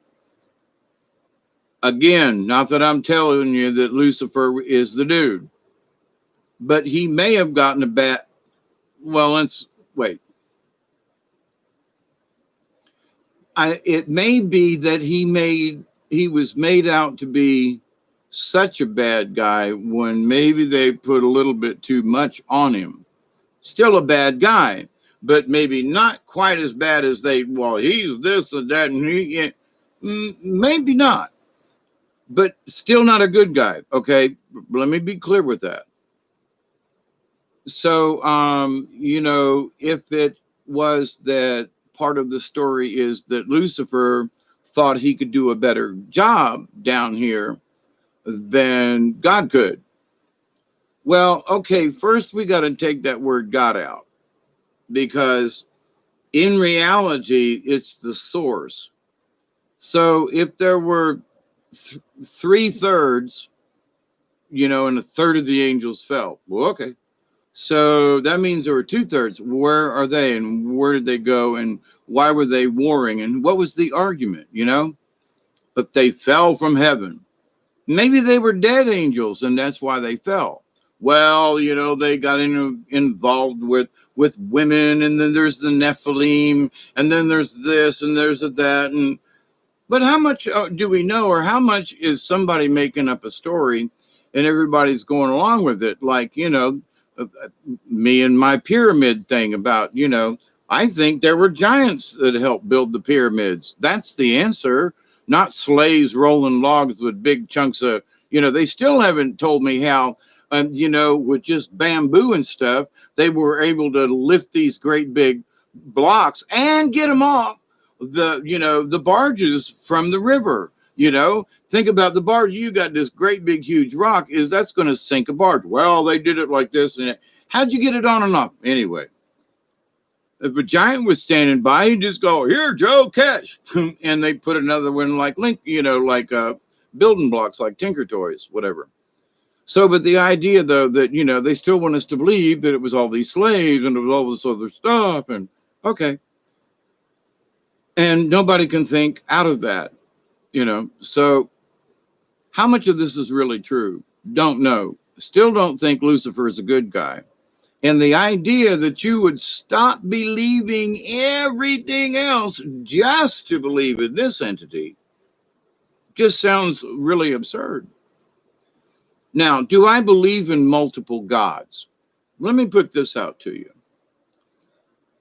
I believe in multiple entities. Okay, now, what do you mean by God? Well, I considered that Buddha, and there were different incarnations of Buddha, that Buddha was God-like, as we all are, in that he achieved an understanding of spiritualism. Not that he could, move mountains. I'm going to make a tunnel through this mountain here. I'm going to use my finger and I'm going to drill a hole into the earth. Nah, not that kind of power, right? So the idea, though, that, that the Buddha would understand the spiritualism like Confucius and all these other folk, and like all the shamans that I've met. And the older we get, we see the value of the things that we've gained and realize that none of this is going with me. Was talking with my daughter today, and I said, honey, things are getting older, and I'm getting older. We need to talk. We never discussed, I don't have a will or anything. We need, and we're going to fix that. But I said, not that I wish anything bad to happen, but if anything did, there's no proof that she's actually my daughter because of how things were done back in the day. And even though I consider her my daughter, there are no documents. So I would want to make sure, insurance-wise or whatever, that she could get the house and the land. That somebody would, instead of coming up for auction, right?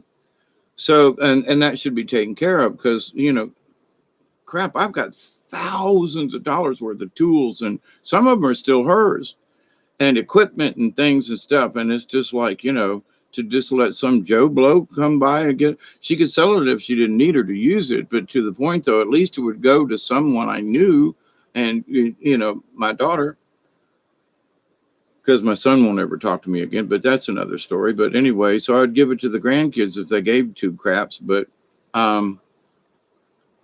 the idea, though, that, the things that we achieve in this life physically doesn't really mean anything. We can hold on to this object or hold on to that object. And I got some objects I really want to hold on to, but at the same time, I'm still realizing I got to get rid of some of this stuff. That I got too much stuff. And it might be valuable to somebody else. It was valuable to me, but it became a possession of mine. Now, I ain't giving away my tools, because until I die, a tool's a tool. But there are other things that I've collected and stuff that I'm never going to use. And so it should be used and it should be given to someone. But if I'm selfish, then I'm not going to give a damn thing away. I'm going to keep it all until I die and let y'all sort it out. That's a selfish attitude. So, but if that's really which way you want to go with your life, then have at it. I will wish you luck, but I'm just going to stand back. And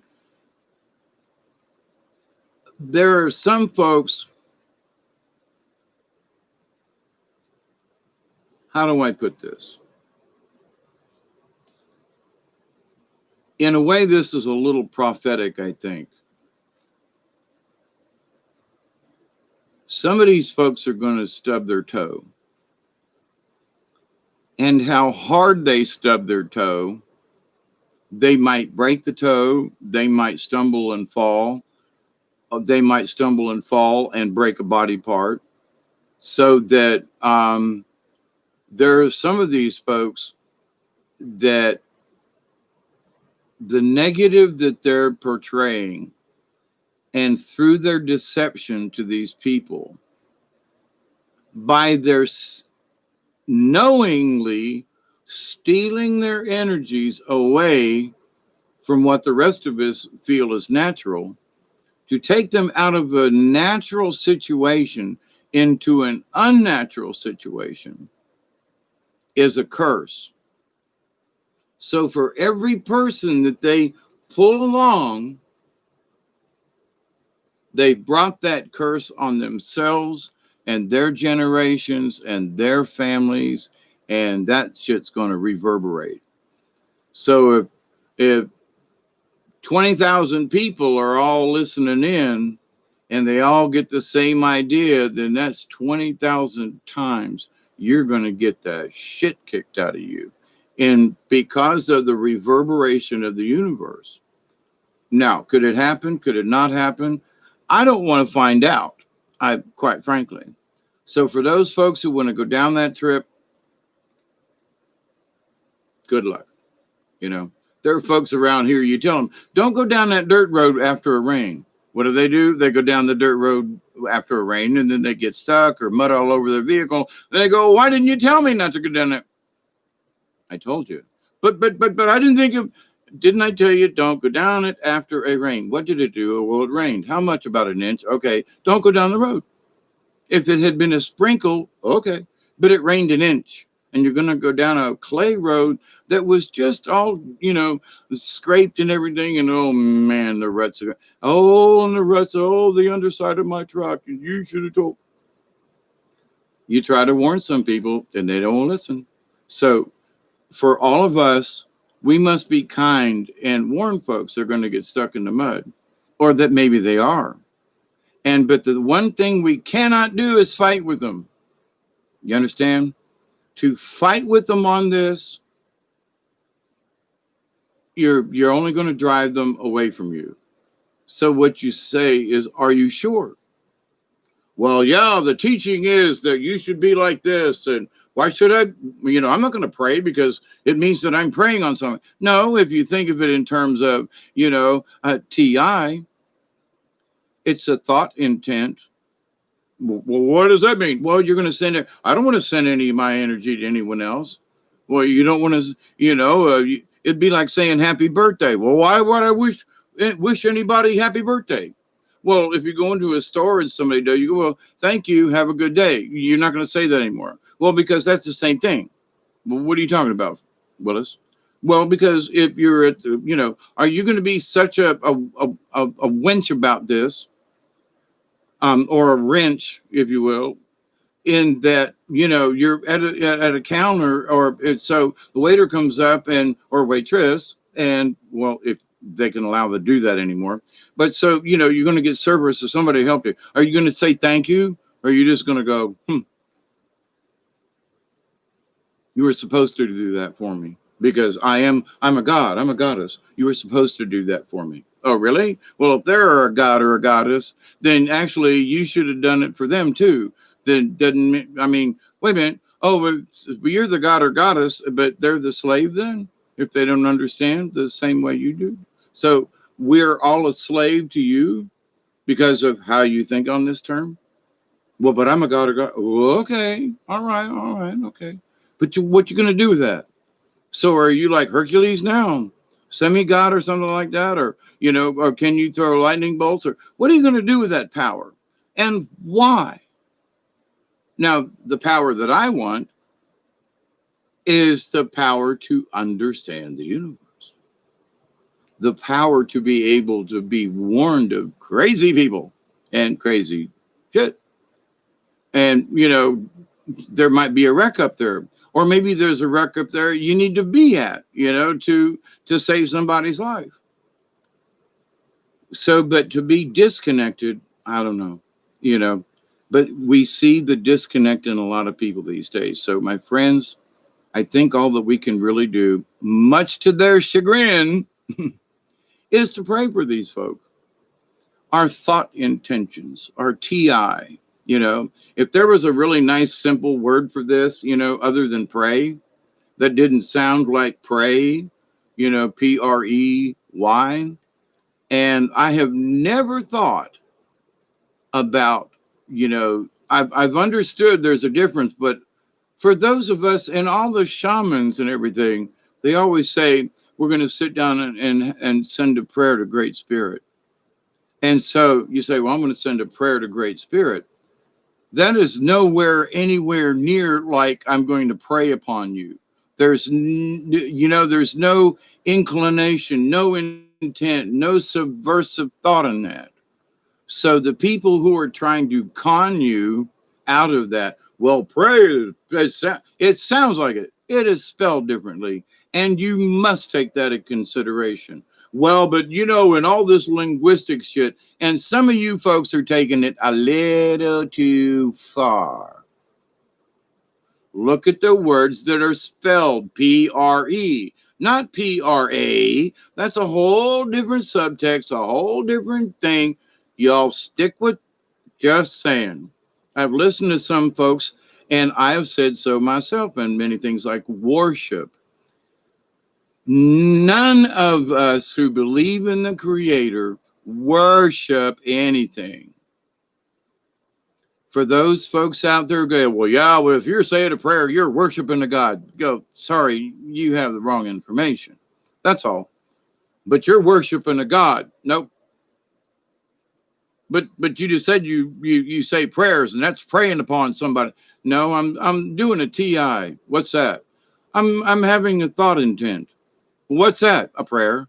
What do you mean? What do you mean? Round and round and round you go, who's on first, So you can confuse them into saying, well, wait a minute, maybe you really don't understand what you think you do, but I understand.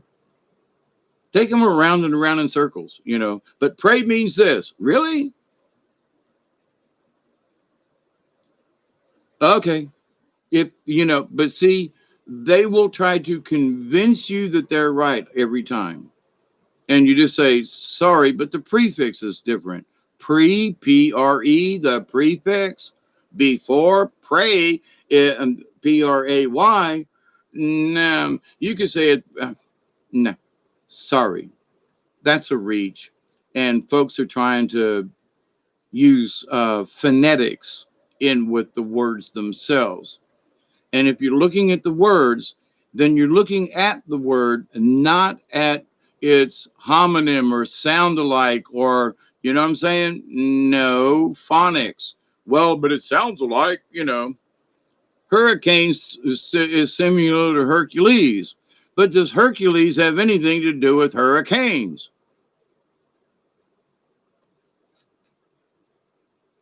But they start with H-E-R. You know what I mean? Let's be careful with how we want to. The people behind, not everybody, but I've heard some people and I go, oh, come on. Are you serious? They are stretching this rubber band out to where at some point it's going to smack them in the face. And I don't know what's attached to the other end of that rubber band, but they're going to get smacked. But anyway. So regardless of what these other Satanist, Luciferian folks want to preach or pray or choose to be, I'm still going to send my TI out to you, my thought intents, my PRAY, my prayers,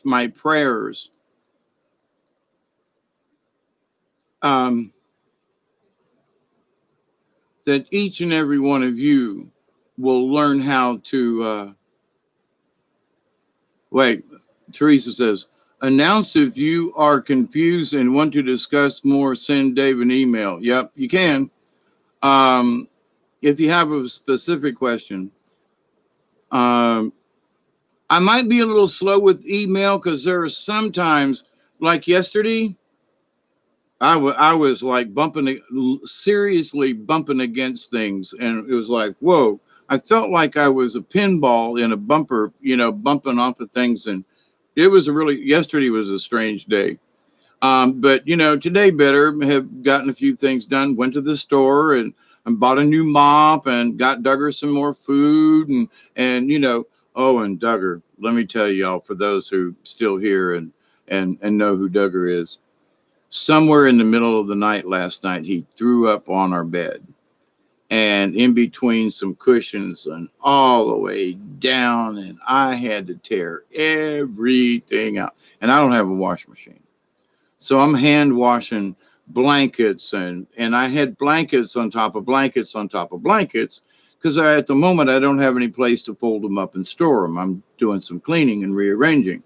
So I'm laying on them, right? Well, when he threw up on the bed where we sleep, oh my God, it went all the way down through all of these layers and on the mattress, and holy Jesus. So it's going to be an interesting night tonight, because there lots of stuff are out on the line.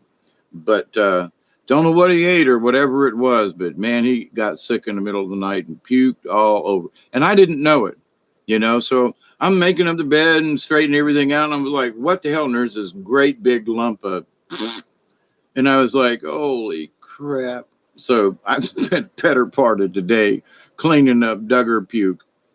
But, it is what it is, I'm like, well, I had some other things planned, but at least I cleaned up all that. And the floor got swept 3 or 4 times after that. And I've decided to get a new mop because of that. And anyway, but so, been a little housework done, did make it to town to get, a couple of supplies. So, but my friends, please don't be deceived by these folks. I beg of you, as in that respect, in that, I try not to ask what you do, but that just seems to me, and for a lot of us, that's the wrong path or road. And anybody that's leaning that way. Oh, and let me put this caveat in here before the 2-hour mark, like some other folks do. They put some good shit right at the end of the video. That, for example, and I will just pose this as a supposition.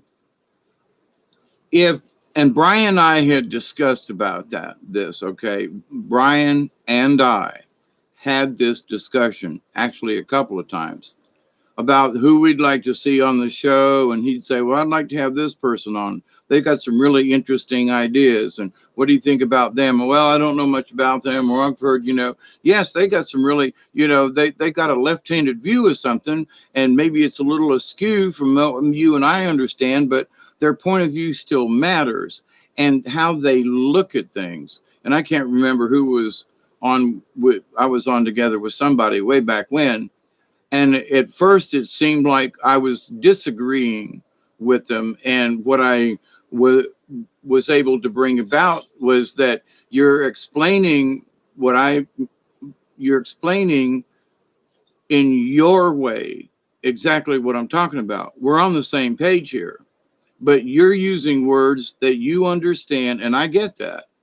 So, but actually at the end of the conversation, we're 99% in agreement, only on a certain slight little, tweak here and there, but they're really flipping close, where it appeared at first that we were in opposition of each other.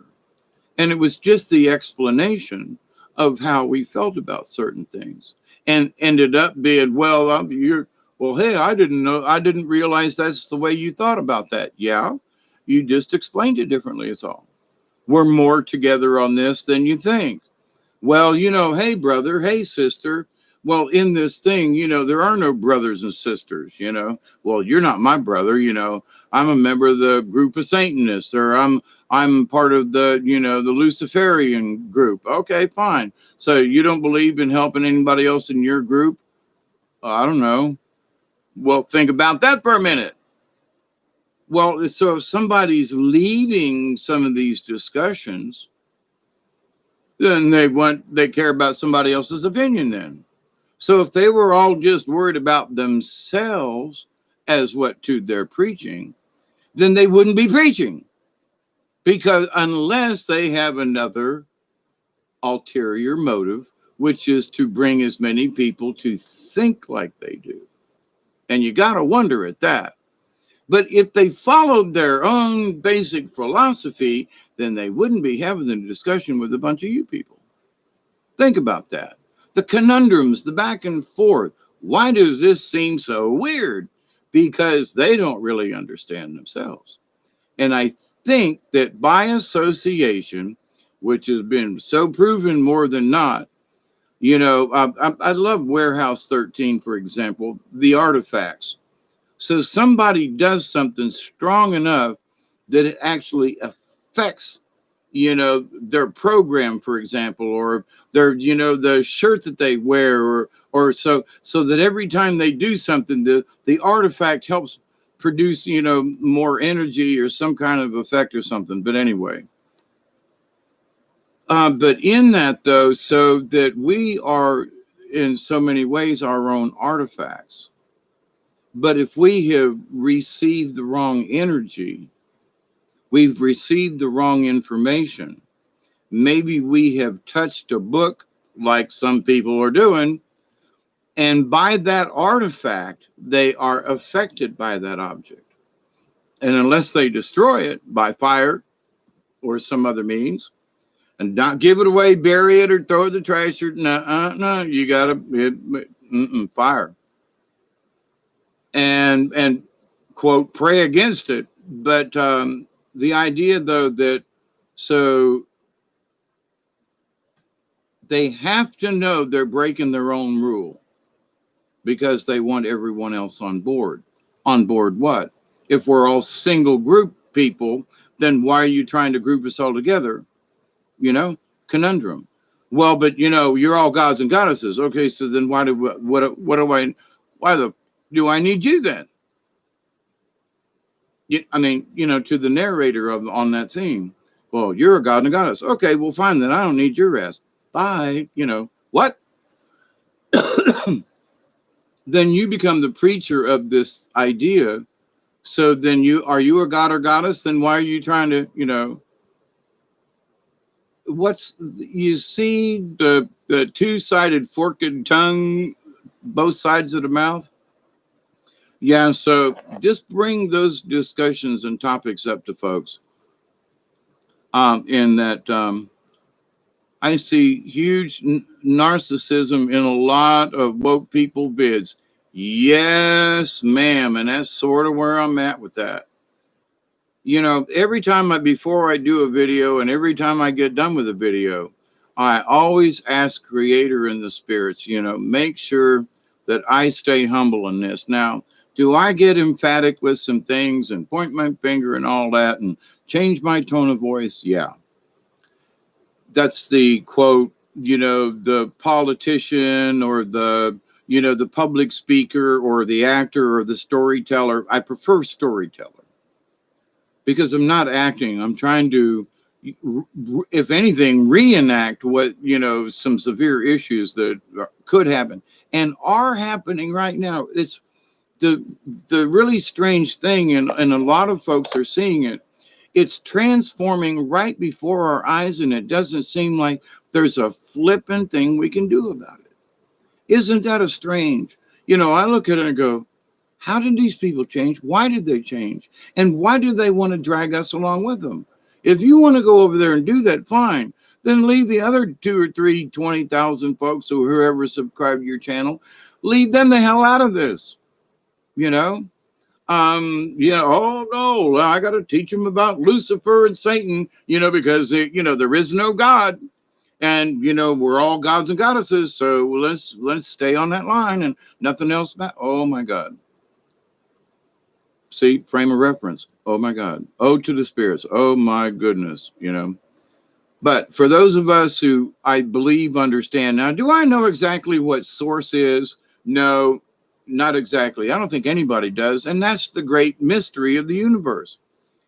But it will make more sense when we become our spiritual selves again. And that's the thing that Casey talked about. We'll know, I've known for a long time, like I've talked about the Mother Mary thing and what my mission in life was. It was to discuss these types of spiritual things. And the message I keep getting is you've got to make sure these people understand that to say a prayer doesn't mean you're worshiping some false god somewhere, or that somehow we're not part of the universe.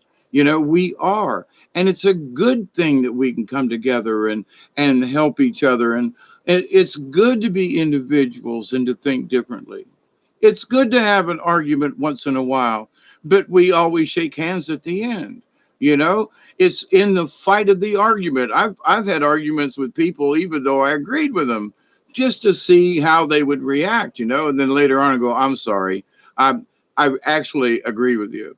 I was playing the devil's advocate, you know, I was just pushing your buttons. But you see, we have this discussion and you explained yourself better. And now I understand you better. But you know, okay, I'm gonna raise my hand and say guilty. I've been doing this a little bit on purpose because I felt that there was somebody out there that kind of sort of felt like I just said, you know, there's a question in the universe and somebody wants to know this.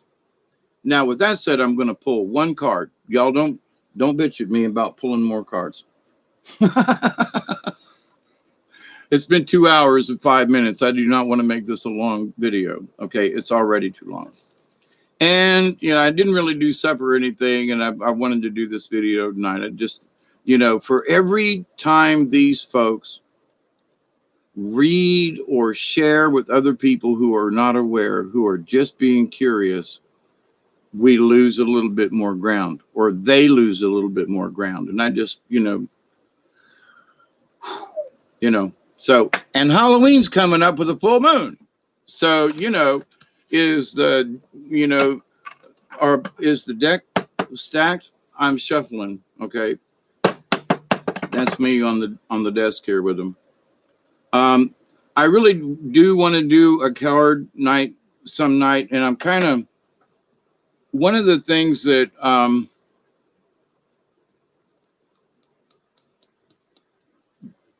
now Teresa the other night I pulled a card and it hit right on the money. And so the thing is that I have spoke with some of you on the phone and I have heard your voice, which but like Michelle, I've never heard her voice. So although I feel like there's a connection there, I would like to be able to hear her voice at some point, you know, to be able to say, aha, that's her. But now with that said, in pulling cards though, I'm there would be like something that I would like, and I'm not quite sure what. Like, okay, everybody hush up. It's Michelle, you know, so nobody think of a card. It's Michelle wants one, okay, or somebody else in the chat. So, but everybody else is going to have to like not think, because then to me, like the other night, it was like, oh man, there was a bunch of stuff going on in there, and I didn't know what card to pull or how. Anyway, so with that said, I don't want it to where I might actually be accurate if you and I were sitting together in a room, that it might not be accurate because there's so many people in the room. So, you know, I don't want to false positive. You know what I'm saying? So, but anyway, and but I would absolutely more than willing to try that. You know, here soon. Actually, had this not come up again, when I saw what RWS had on for his, you know, for his title today, I thought to myself, oh, gee, mini Christmas. There he goes again. Wow, there's one really close to the top. Okay, this one really feels like it wants a, and it's only like the fourth card down. Yep, it was number 4. I'm just flipping through them. I was thinking earlier today that I would want to do a card, not necessarily a run of cards, although, you know, there's much information in that, but in that here's one card for us all to just contemplate on, whatever that is. And just for the hell of it, there's another card that wanted to be had. So these two, this is second, this was the first one, and oh my goodness, rabbit. Oh my God, does that fit or what? Okay, let me look at this other card. This is the way it's up. I pulled it. It's an upside down owl. Now, I've pulled both of those cards before, but Let me give you the short version of rabbit. Rabbit will run out in the middle of the field and holler, "Hawk, here I am, eat me." And then is surprised when Hawk comes and eats him, kind of thing. Um, so I'm looking for the card, but um, and the number is 30, by the way. Here's the card. So here we have been discussing this tonight. And what does rabbit say? Rabbit is fear. Scared little rabbit, please drop your fright. Running doesn't stop the pain, nor turn the dark to night. So a long time ago, no one really knows how long it was, Rabbit was a brave and fearless warrior. Rabbit was befriended by Eyewalker, a witch. And the witch and Rabbit spent much time together. The two were very close. And one day they were walking along, and Rabbit said, "I'm thirsty." And picked up a leaf, blew on it, and then handed Rabbit a gourd of water. Rabbit drank the water, but didn't say anything. And then Rabbit said, "I'm hungry."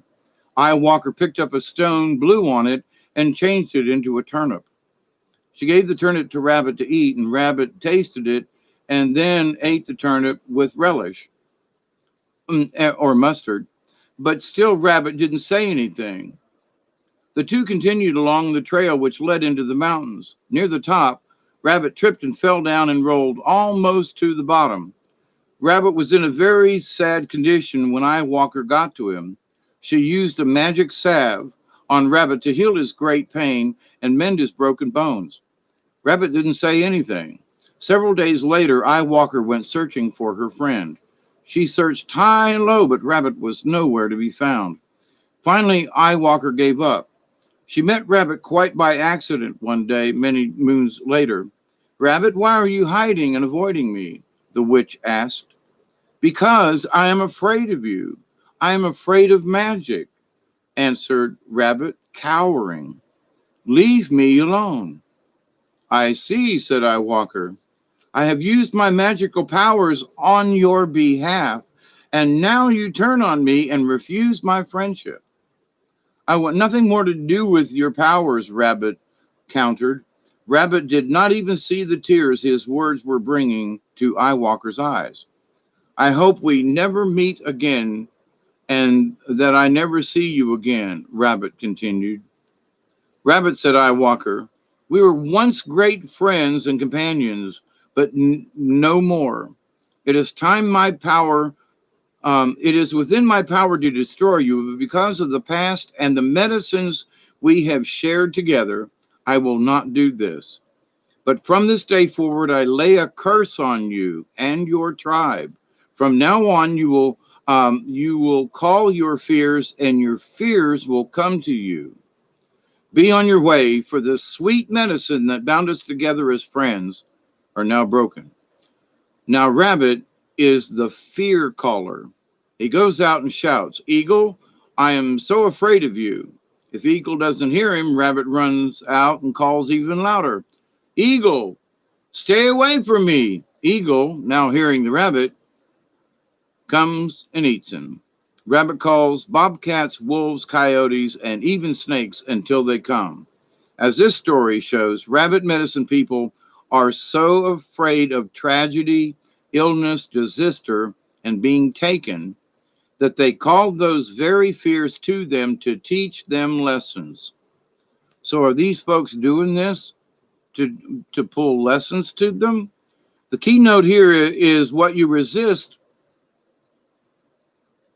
The keynote here is what you resist will perish. What you fear most is what you will become. Here is the lesson. If you pulled the rabbit, stop talking about horrible things happening and get rid of what it or what if in your vocabulary. What if this happens? Oh my God. This card may signal a time of worry about the future or of trying to exercise your control over that which is not yet in form. In other words, the future. Stop now. Stop worrying about tomorrow. But now, here's the thing about this, though. I think the people who are involved with some of these things are afraid that if they don't try this because of what Brutus, because he's an honorable man, they're afraid they might miss out. Now, let's see, write your fears down and be willing to feel them. Breathe into them and then feel them running through your body into Mother Earth as a giveaway. The contrary is the paralyzed feeling which rabbit experiences when being stalked is rabbit. In the contrary position, if you have tried to resolve a situation in your life and are unable to, you may be feeling frozen in motion. I think a lot of us kind of feel that way, like almost helpless as we watch this. This could indicate a time to wait for the forces of the universe to start moving again. It could also indicate a need to stop and take a rest. It will always indicate a time when you need to reevaluate the process you are undergoing and to rid yourself of any negative feelings, barriers, or duress. Simply put, you cannot have your influence felt until you rearrange your way of seeing the present set of circumstances. Now, that's an interesting sentence right there. It will always indicate a time when you need to reevaluate the process you are currently undergoing and to rid yourself of any negative feelings, barriers, or duress.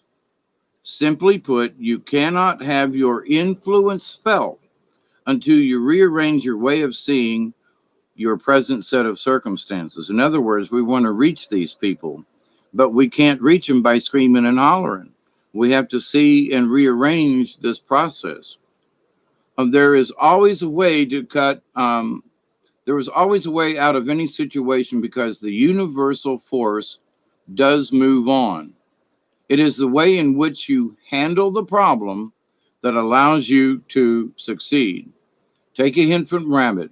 Burrow into a safe place to nurture yourself and release your fears until it is time again to move into the pasture, clear of prowlers.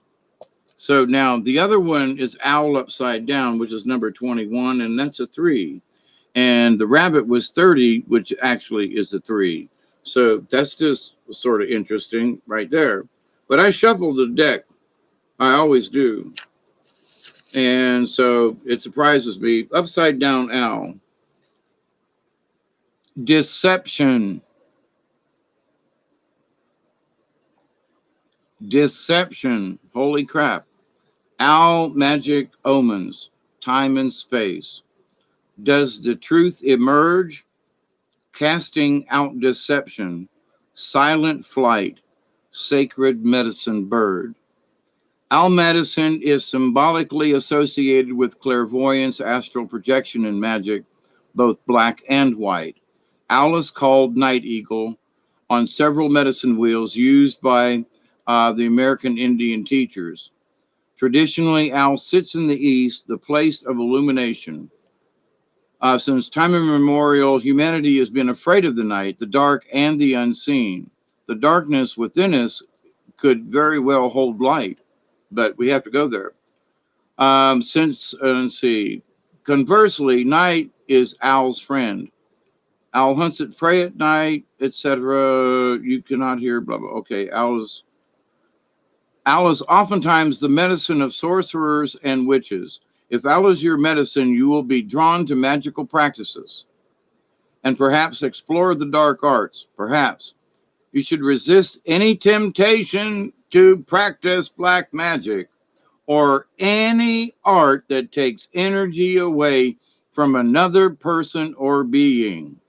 If you have owl medicine, these night birds will have a tendency to collect around you, even in the daytime, because they recognize a kinship with you. You should resist any temptation to practice black magic or any art that takes energy away from another person or being. There's Is it any wonder that in many cultures owl is symbol for wisdom? This is because owl can see that which others cannot, which is the essence of true wisdom. Where others are deceived, owl can see and knows what is there.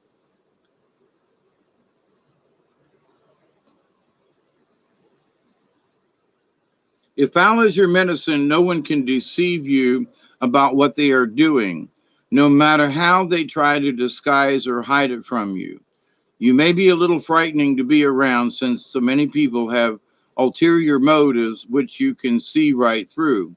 Now, hawk is my daytime bird, and owl is my nighttime bird. So, I've got daytime, nighttime medicine in that.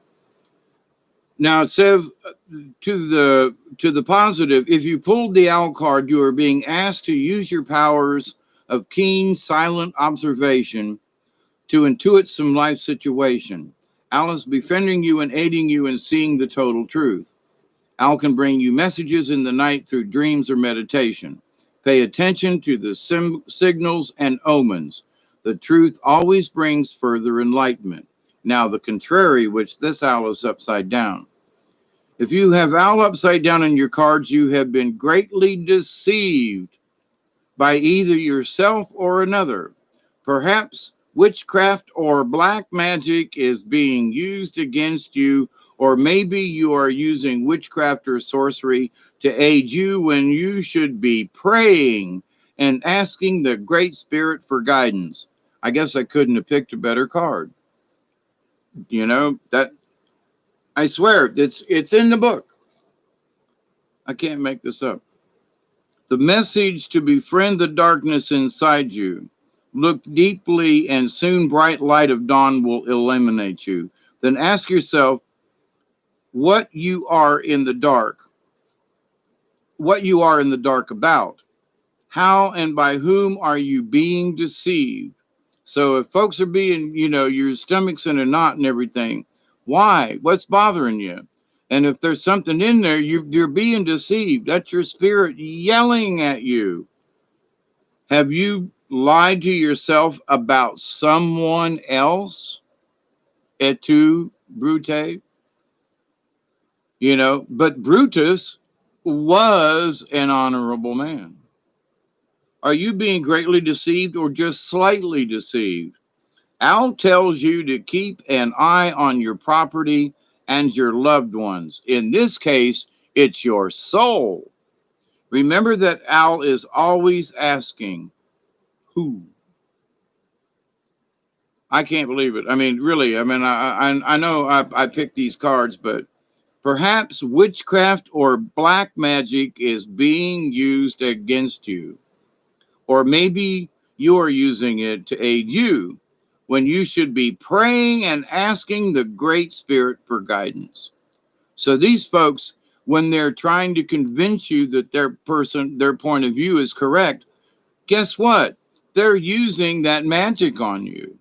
So if you continue to listen, you continue to participate, then you are participating in their black magic, in the whatever they're doing, whether they know they're actually doing it or not. But why would certain people make certain remarks? Well, yeah, I've been doing this since I was a kid. Yeah. Why, of course it's perfectly all right. Forget about God. Forget about the spirit. Forget about all this other stuff. No, let's do this. Seriously now. And I pulled the owl card upside down. Now, if that don't tell y'all, pay a damn attention. So I'm not going to pull any more cards. It's 2.5 hours. That's enough time. And I really want to go to the bathroom. Project Skyfalls. Deception is I pretty much keep to myself and stay in the now. Yep, Pamela. I send you a lot of prayers, Pamela. I hope you don't mind. And I hope at least one of them gets there. Joyce, good to see you. Hugs all around with you too. Yeah, don't mess with that neither. Big hugs. Sissy could not see Pamela last show either. Oh, okay. Never mind. Um, y'all talk amongst yourselves, but you know who we're talking about. And we need to be calm, but we need to tell some of these, um, we need to tell some of these folks, listen, you are being deceived, and I'm going to pray for you, but I can't participate anymore.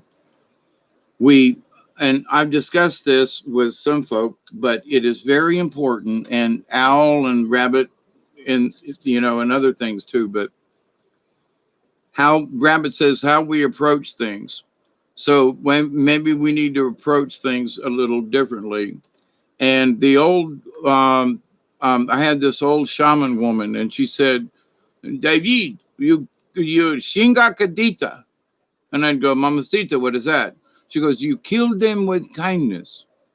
And but sometimes she wasn't very kind, which was sort of a enigmatic thing. But in what she was talking about, I understood it was like you can't forcibly go after somebody to change your mind.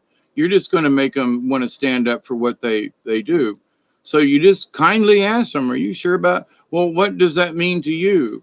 Well, I don't. I'm not going to send anybody any good energy. Screw that. Well, if you're in trouble, then I guess we should just all. You don't ask them whether or not it's a good idea, or but you say, okay, then if you're sick or whatever, you don't want me to try to send you a good thought or a cosmic hug. Oh no, no, no. Okay, well, why should I do this? Well, okay, then why should I do it for you? Just well, if you were in trouble, do you want me to help you or not? Or if I see you on the side of the road, I'll just wave. And they go, what are you talking about? And you go, well, isn't that what you're saying? Somebody is asking for a cosmic hug, if you will, and you're going, F you. So if you're broke down on the side of the road, I'm just going to flip you the bird and wave as I go by. Right? That's what you're saying.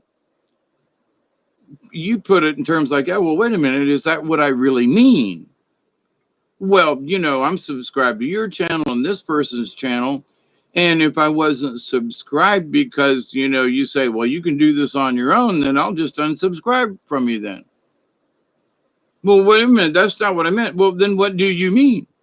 Just, press them for the point. What do you mean then? Well, then we're not participating because your philosophy is that and they go, well, you're just trying to I'm just trying to understand why you were doing really well spiritually. And now it's like you just want to become this sovereign god or goddess and the hell with the rest of humanity. And I can't figure it out. And sorry, I don't agree with you, but I can't figure it out. And I'm wondering how you turned out that way. And I'm concerned about you, but you don't want me to be. So I'm just going to leave you on the side of the road with a flat tire. Hey, walk home. Isn't that sort of what we mean? So it's 1111. It's 2111 here, but 111. But anyway, I hope to see you all tomorrow as well.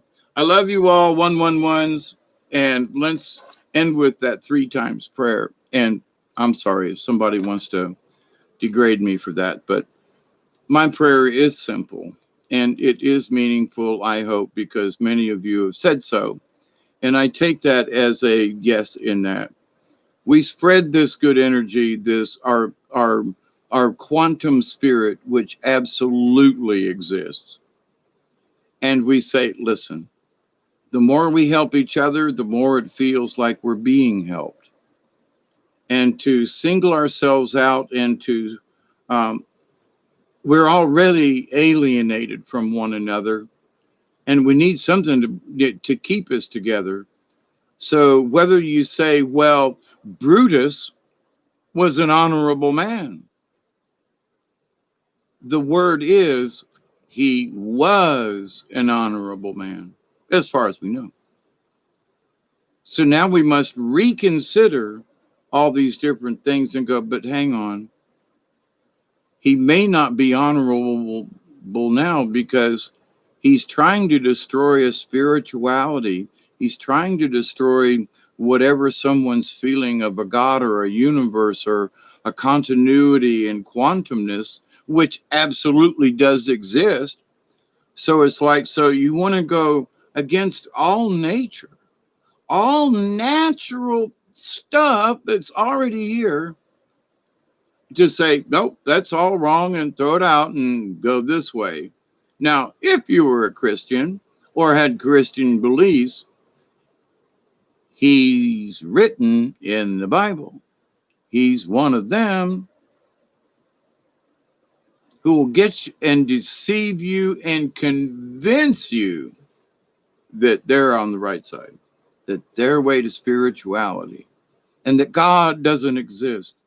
Well, no, I don't believe in the God that's in that heaven scenario and the palace and all that either. No, my quote, and there is no God in my belief.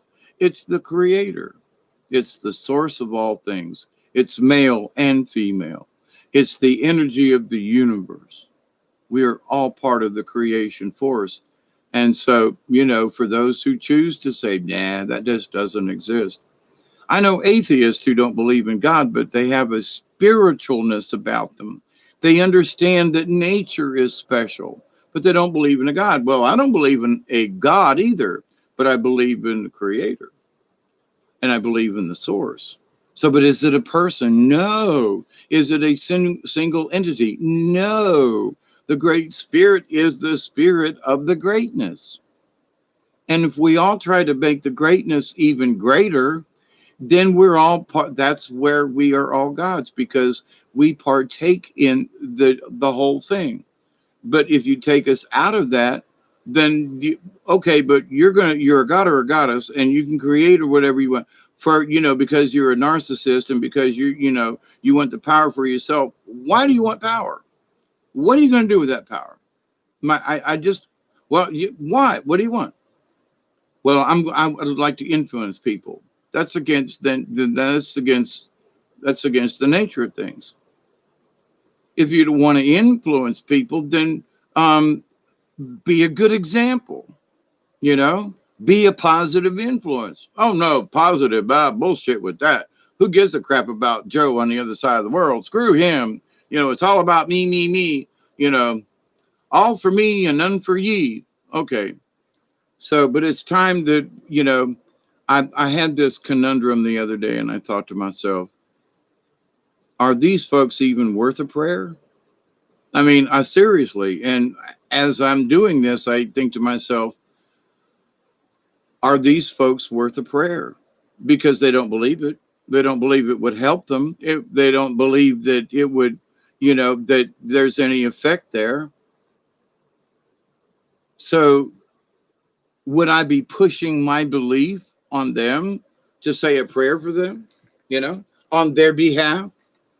May the Great Spirit come upon you and give you the light and the enlightenment and the knowledge and the wisdom from the universe.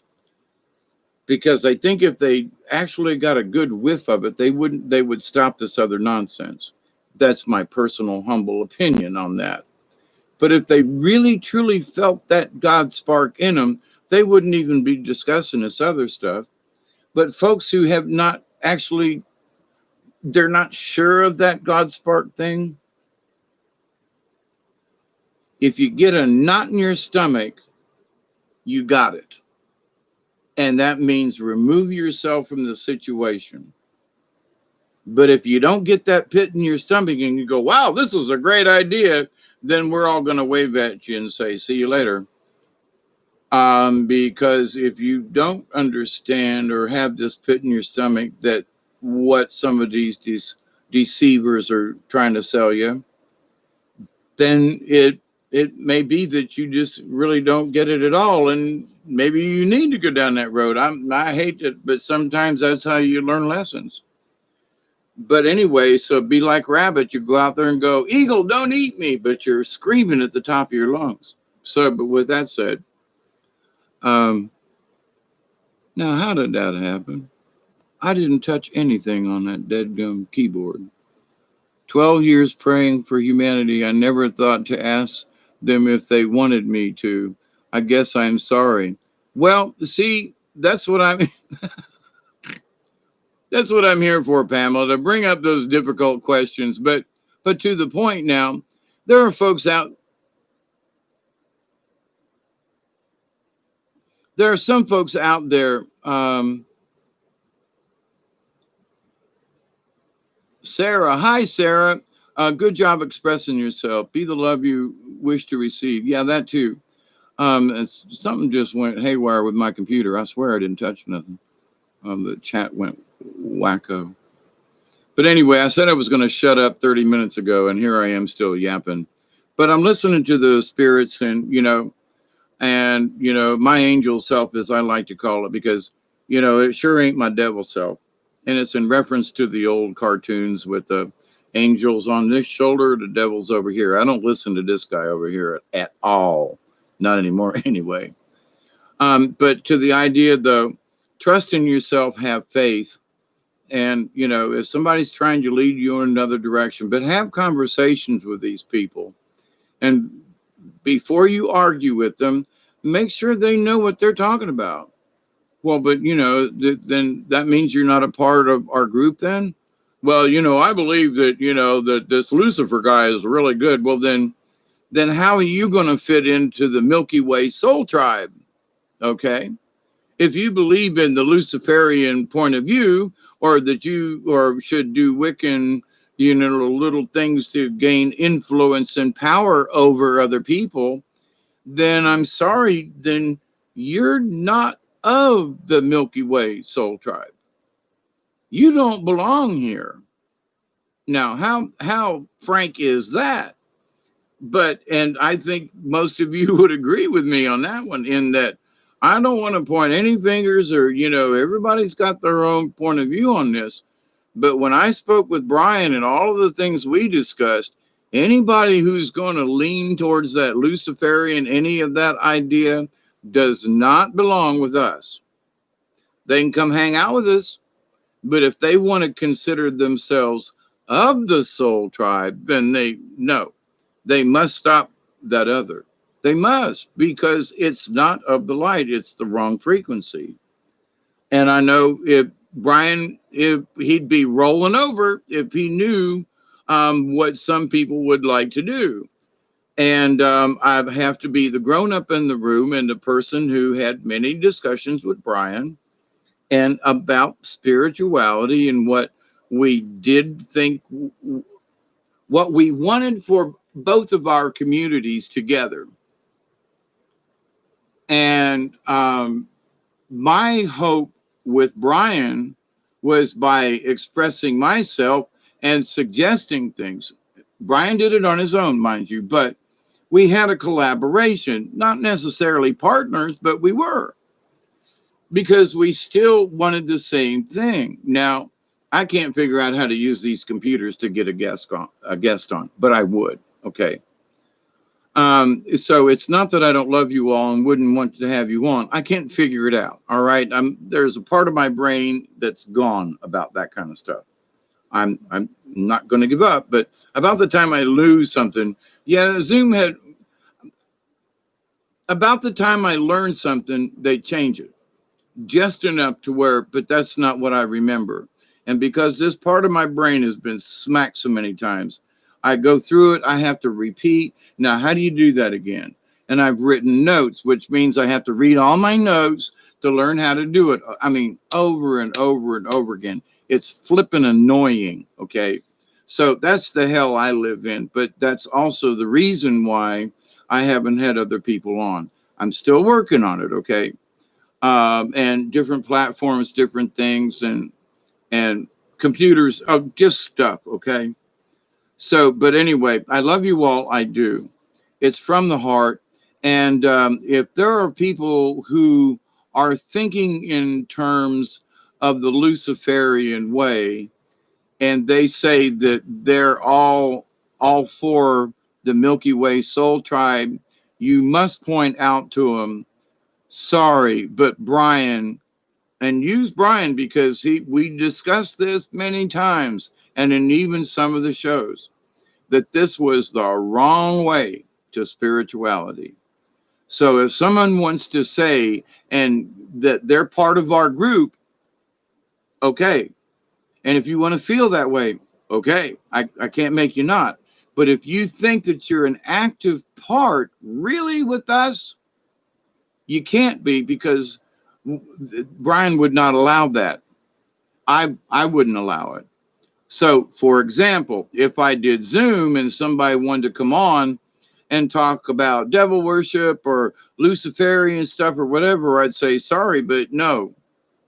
Well, I want to give my point of view. Sorry, but if I allow you to come on my show and talk about your stuff, even if somebody is curious about it, then I am a vehicle for those persons' energies, and I already know what they are. So you want to persuade people through my show or somebody else's, through my show to bring forth, you want to manifest your part of this. But I don't want any part of that. So if I were to invite somebody on the contrary, well, let's have a debate. Let's talk about Satanism and everything was right to wrong. No. Why wouldn't I do that? Because I already know what their point of view is. And by having the conversation with them on my show, if that were the case, then I would be allowing whatever they said to be produced. You see what I'm saying? Then I would become a part of that. Even though it was a discussion about the good or the bad, by allowing it to happen at all, that's wrong. So we have to look at this and go, well, I'd really like what he has to say. Well, then go to their show. But don't invite them to your show, because then you're allowing them to use your platform for their point of view. And as a member of the Milky Way Soul Tribe with Brian, we wouldn't do it. Nope, nope, nope, nope, nope, nope, nope, nope, nope, because it's bad juju right from the start. And why would you want to, even for the discussion? Sorry, can't do it and shouldn't do it. Be wise, be careful that anything we touch in this realm can be affected. So please understand their magic and what they're doing can cheat, lie, steal, break, and we are just like, well, we just wanted to know what they had to say about it. Yeah, and then they say certain things during the program, you ain't got a clue what it is. I'm like, they just made a deal with all the energy because everybody's paying attention to this and listening. So that energy just went into their prayer, called a spell or whatever. So no, don't want to participate. So resist the temptation, please, especially now with all the deception. Lord have mercy. I am worried about your soul and other folks too. So are they still worth a prayer, Pamela? I think so. That's why you stay away from Burning Man. Watch what you want. Yes, thank you. Yes, Michelle. Thank you, Teresa. Okay. Joyce, that's why I don't have TV. Yeah, there's some stuff out there. And I just watched all of the Harry Potters here recently because I'd never seen them all. And some of them I'd only seen parts of. So I wanted to see just how bad the spell casting was. And in a lot of it, it was just this Patronus something. And I was like, there wasn't, quote, a lot of conjuring, if you will, with these little spells. But what they were doing is drawing sigils in the air. So I was like, well, that's interesting. But there was a lot of, well, they're doing all this magic and all this stuff. And I looked at it and I was like, there are some anime programs that have more magic in them and more poof and this and that, and literally spell casting if you listen to the dialogue. So it's like, but I couldn't quite see where all the fuss was about how much magic there was in this. I thought to myself, I thought that everybody was just in there casting all this and you could hear all these words and things. It wasn't the case at all. So I was like, well, now that's interesting, the points of view on what the magic is or what it could be or whatever. But anyway, but the thing is, though, in some of the things I could see that by listening to it, by someone else repeating it, that somehow I could become a part of it. But that was my point in watching and listening to it, was there anything that I could see in there? And I really couldn't see anything in there. Now, could there have been? Yeah, but there's a lot of stuff that could be in other movies and things. But I just was specifically the Harry Potter series because of the magic and all the row about that. But anyway, I didn't see where it was like woo Harry Potter. No, I really didn't. Did it promote the idea of magic and things? But yeah, more on a fantastical. I mean, if you got a car that's driving around and you're floating in it like Fred McMurray and and Flubber, come on. You got to go, well, that's fantasy, fantasy magic versus some of these other programs where it seems like they're sacrificing folks and then you cut their hands and they're doing the thing and the chalice and the robes and oh my God. Now that. So anyway, the degrees of what we think is magic or not and so forth. But by watching some of these things, we could very well be participating in what the other folk want from us. So we got to, watch what you watch. And unfortunately, when my back is hurting and I can't move around, I listen a lot more than I watch sometimes. I like a good story, and I just like a good story. So, sometimes if whoever's on YouTube or on the internet, you like some of the old radio programs and stuff, I'll listen to, Caravan to Midnight, stuff like that. So, but anyway, I'm used to, laid up all night. And I swear one day I was going to become a late night talk show host on the radio somewhere. And here I am on the internet being a late night talk show host. Hit away. I mean, it's like, that I'd always dreamed of, retiring at an old age and sitting beside a microphone and talking to the airways out there and all the folks on the highways and the byways and, and anyway, so, and because I used to do radio, but anyway, so I guess I'm doing radio now. David, see, you can do it without reading it word by word by word. Yep. Open minds are a doorway to knowledge. Yes, therefore give us power. Open discussion does not require exploration. Be cautious. Yes, we can talk about subjects without, repeating things. What about banishing spells?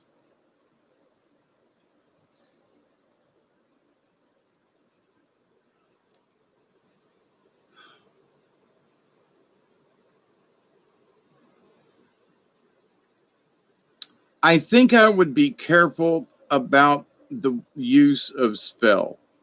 Now, I know that there are shamans, and I myself have done some things that one could say that I was casting a spell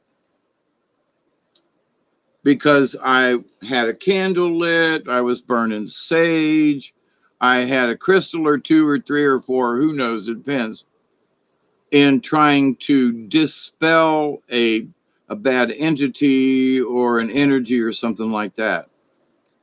But I would use the word ceremony before I would use the word cast a spell.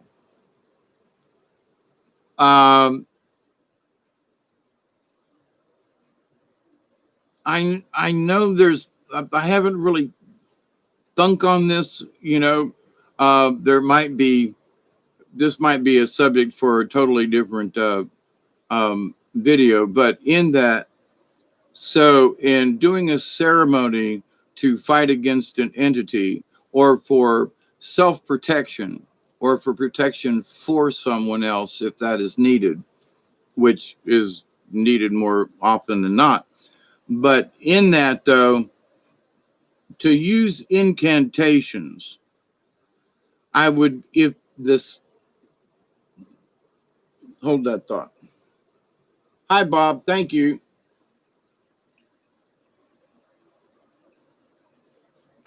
Coffee for Bob.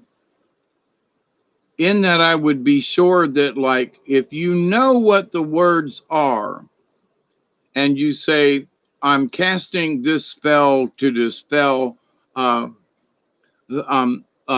negative energy that seems to be attacking me.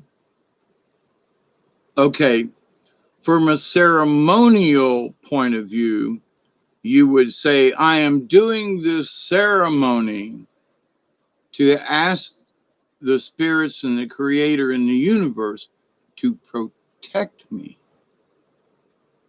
So in one, you're asking from protection against something versus doing a spell, kind of sort of like trying to attack it. And sometimes you go to attack an entity, they can come back and slap your ass. But now, if you ask in a ceremonial way, in an honorable way, which one could say, well, don't you mean, ain't it about the same thing? It's about the same thing. But you see, I tried it myself with an entity down in the woods. And I was like, get thee behind me. I'm stronger than you. I will conjure up this energy. I'm a shaman. I am Hawkeye Two Feathers. And I mean, I said this back then. And I will dispel you from this property. And they whooped my natural ass. But, and the lesson in that was, you think you're going to take them on? You and your hunky little ass? You know, who do you think you are? And I went, oh, you know, these entities have been around for a while, you know. They know what the fuck is going on. And I'm a newbie at this, right? So unless I become a 10th level, you know, shaman and can pass through that wall over there, I am not, there's nothing that I can do to take on this entity. But I can do lots of stuff to strengthen my armor, to strengthen me, to strengthen, you know, without attacking the other, but a spell to, you know, if it's to dispel something, then you want it to get the F out of the way. You want it to go. You want it to force it out. Get my drift? And you may not be able to. So also, if it's in some kind of language that somebody says, here, just repeat these words. Don't do that. Because if you don't really know what it is, and you think, well, I'm going to do this because, what's your experience in dispelling negative energies? Have you done this before? Are you adept at, you know, like exorcism or something? I'm not trying to be ugly. Maybe you are. Not ugly, but that you have experience in this. But I would ask you that if you haven't, then what thinks you can do it now? That's my point. So at what point do you have enough confidence that you can say, well, there's a negative energy over there, and I'm going to cast a spell and get rid of his ass or her ass or its ass or their asses, whoever. But the idea, though, that, wait a minute, and I say that I'm looking at myself in the mirror because I had to do this. Who the hell are you that thinks you can whoop that, you know, that you can do that you have the strength? Well, I'm a god, I'm a goddess, I've got the strength of the universe. I'm going to tell this entity, and then when you get zapped, blapped, and otherwise picked up and body slammed to the ground a few times, you go, okay, maybe I don't, you know. But you can wear your armor. There are other things that you can do for protection. You can submit to the universe that this entity is bothering me and I wish it would leave me alone, you see, versus I command the entity to go away and I cast this spell, this disperse. You see what I'm talking about? We may not have the right stuff. I know, as much as I know about stuff, I wouldn't try a banishing spell. But a protection ceremony, absolutely. Because I know that's something that I can work on, because it's working on positive energy to expand that positive energy for a positive purpose, for protection. But as soon as you want to pull energy out to dispel something, now you're talking about attack. Now you're talking about, okay, does that make sense? So, depending on how you word it and how you do it, you full armor of God, yeah. So you are banish from my being and my energy. I do not consent to your interfering with my energy. That's fine. And I've had that conversation with a few entities. And here's what I learned. The more you're strong with who you are, then the less they can get at you. When you start showing fear, it's like Rabbit tonight, the card I pulled. You're screaming at eagle to eat you. And I realized that myself. The more I was like, I'm strong and all of this, the more they wanted to whoop my ass because they were like, hey, let's show this little white hunky boy what we can actually do here. But when I said, look, I'm a strong individual. And they go, yeah, so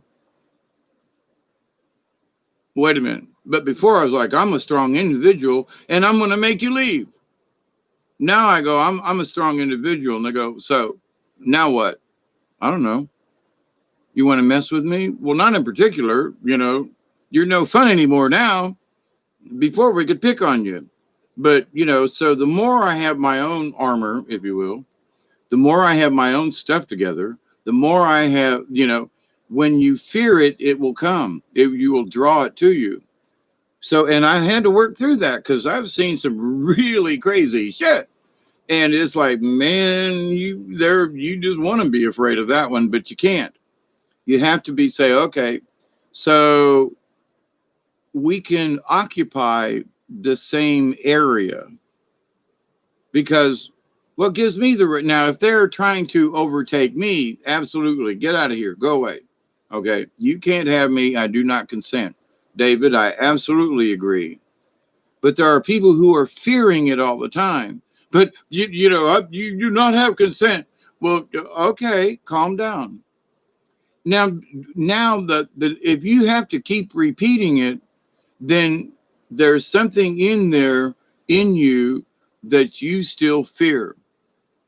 Now I say this with kindness and love, but if you still feel the need to say it, now I felt like I was getting my ass kicked the other day, and I was like, what's this all about? So rather than worrying about who or what was attacking me, I said, I just got to make sure I got my stuff together. Whoever you are, just go on about your business. Whatever you may be, go on about your business. I ain't got time for you. Now, that may be a simplified way of saying some kind of spell, but it's a reassurance with yourself. And I say it out loud. Listen, y'all, you hear me? Go on now. Leave me be.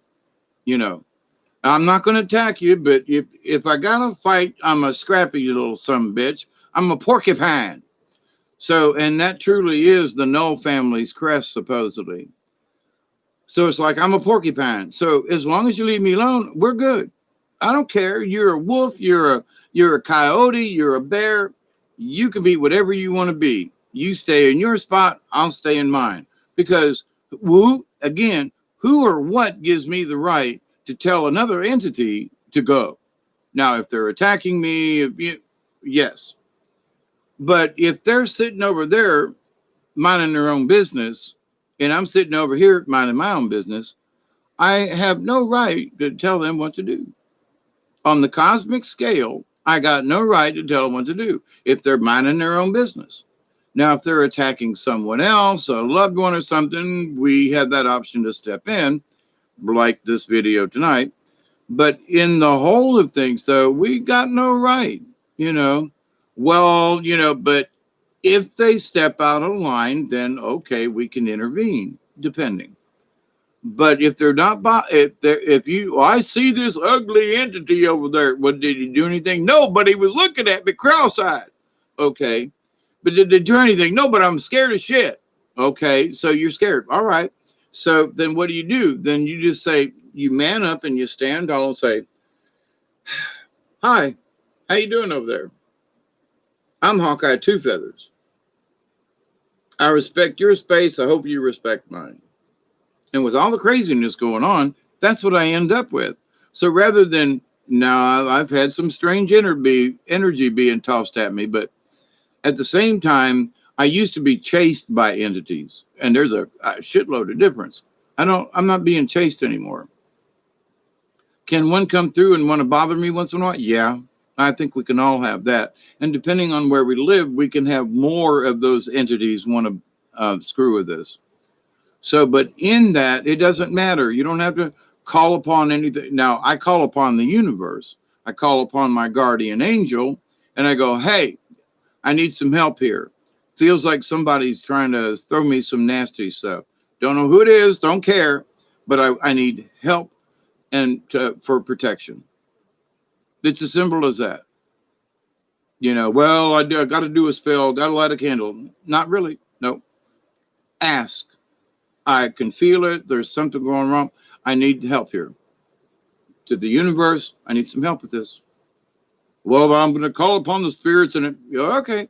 But if you just ask for help and if you honor that help and you say thank you, then blessings to the universe, you know, all that blessing stuff. Dave, I don't know. Why should he want to bless anybody? Well, the blessings are not going to come from me, but I'm hoping that the universe will bless all y'all, you know? So, yeah, anyway, dadgummit, I made it 3 hours anyway. I'm going to shut up. Okay, I love you. Thank you. But I don't know who asked the question about Night Michelle, stay everybody, David Castle, Teresa, Aho, and Wado. And so I continue to pray that each and every one of you, Joy says, I got a beef to make with the universe. At times I do too. That's why I did this video tonight. I had a beef with some of these folks. Michelle, I back up on the universe's blessings with my own. Yep. So I continue to pray that each and every day, despite these other folks, I continue to pray that each and every day, each and every one of you, your friends, your family, and all of your relatives will learn how to accept and receive the healing, the knowledge, the wisdom, and the blessing from the universe. I continue to pray each and every day that I open up my little blue eyes and stare at the universe. I pray that each and every one of you, your friends, your family, all of your relatives, and all of your relations, past, present, and to come, will learn to accept and receive the knowledge, the healing, and the wisdom from the universe and the blessings. And I continue to pray in that law of three that you will continue to learn how to accept and receive the knowledge, the healing, and the wisdom from the universe, and that you will continue to share as you do and as you learn those blessings from the universe. The more that I understand some of these things and can see them in different thoughts of you on different planes of reality and realms, I feel the power of understanding. What am I going to do with that? I'm going to use that power of understanding to learn how to become more wise in this world and to be more wise to the deceit all around us. I'm going to use that and say, I'm going to wish a positive thought on my friends and neighbors and all of you that you will continue to learn these things from the universe. Now, maybe I shouldn't ask that happens, but the blessings and the knowledge and the wisdom is up to you to receive and how you receive it. So am I wishing any particular thing? No. Am I asking you to follow a cult or a Bible or anything? No. I'm asking you to go within yourself and outside yourself to ask for this information and to understand it. And the more that you are in the light and the more that you are the frequency you wish to receive. We love you, Brian. And he's been hot on my ass to get this out. This is what he said to me today. If you let them people steal the energy out of my channel by using my name, you tell them to stop, Dave. Now, how about that one for an ending after 3:04 in hours? He told that me flat today. I was like, did I hear that right? Yep. You tell them folks, do not do this in my name. If they want to include these other folks with these, Lucifer kind of stuffs and things and Wiccan and spells and no. But now, there are some things that are on the positive side, but if you got to go reciting a bunch of stuff and doing a bunch of things that might not be necessarily where we wanted to go, both of us. I know I don't. But again, I will, we'll discuss ceremonies, which is different from a spell because it's how you do it. You may use some of the same things, but intention, purpose versus trying to change the universe, you're going to ask the universe, if it will accept your plea to maybe make changes, or that other people will see that changes need to be made. And in doing so, those changes will take place. So you do it, you kill them with kindness. And to Brutus, who was an honorable man, we wonder if the populace will take them out and hang them like they did to Brutus and Antonio or whatever that other guy's name was that was with him. But anyway, not that hanging in the sense of showing the lies. We're going to hang you out to dry, not hang you for death, but we're going to hang you out to dry, and we're going to show people who we thought you were, Brutus, but that now we understand that we need to uh, out the deceiver, and we should share this. So be safe, see light and love. Yes, Michelle, thank you. It's reverse programming in a lot of ways. What you resist persists. Yep. And here's the thing about that, Joyce. It's like that was the point of the story earlier, in that I tried to force these entities away from me. When if I just realized, wait a minute, they can't get me unless I allow them. Well, wait a minute. But so if they try to get at me, I just say no. But we're going to attack you. Okay, fine. You can try to attack me all you want, but I'm going to ignore it. And I'm just going to stand in the light, and I'm going to, be like armadillo. And I've got my boundaries. I've got my armor, and I'm going to trust it and believe in it 100.1%. And that's where I failed for so many years. I was 99% there, but it was that 1%. And when I crossed that line, a lot of things just fell into place. And it took me out of that. Which is interesting at the end of this video, of all the things I've learned, and I've talked about this before, where I thought I needed all of this paraphernalia in order to quote, be a shaman or to be effective with sending prayers or something, I realized that we have all the tools within us. Now, it helps to have a crystal and certain things. There's no denying that. But it's not necessary all the time when you understand your place in the universe. When you get it, oh my God, I'm connected, and you gain confidence. The confidence is the power. Well, what is the power? The power is understanding.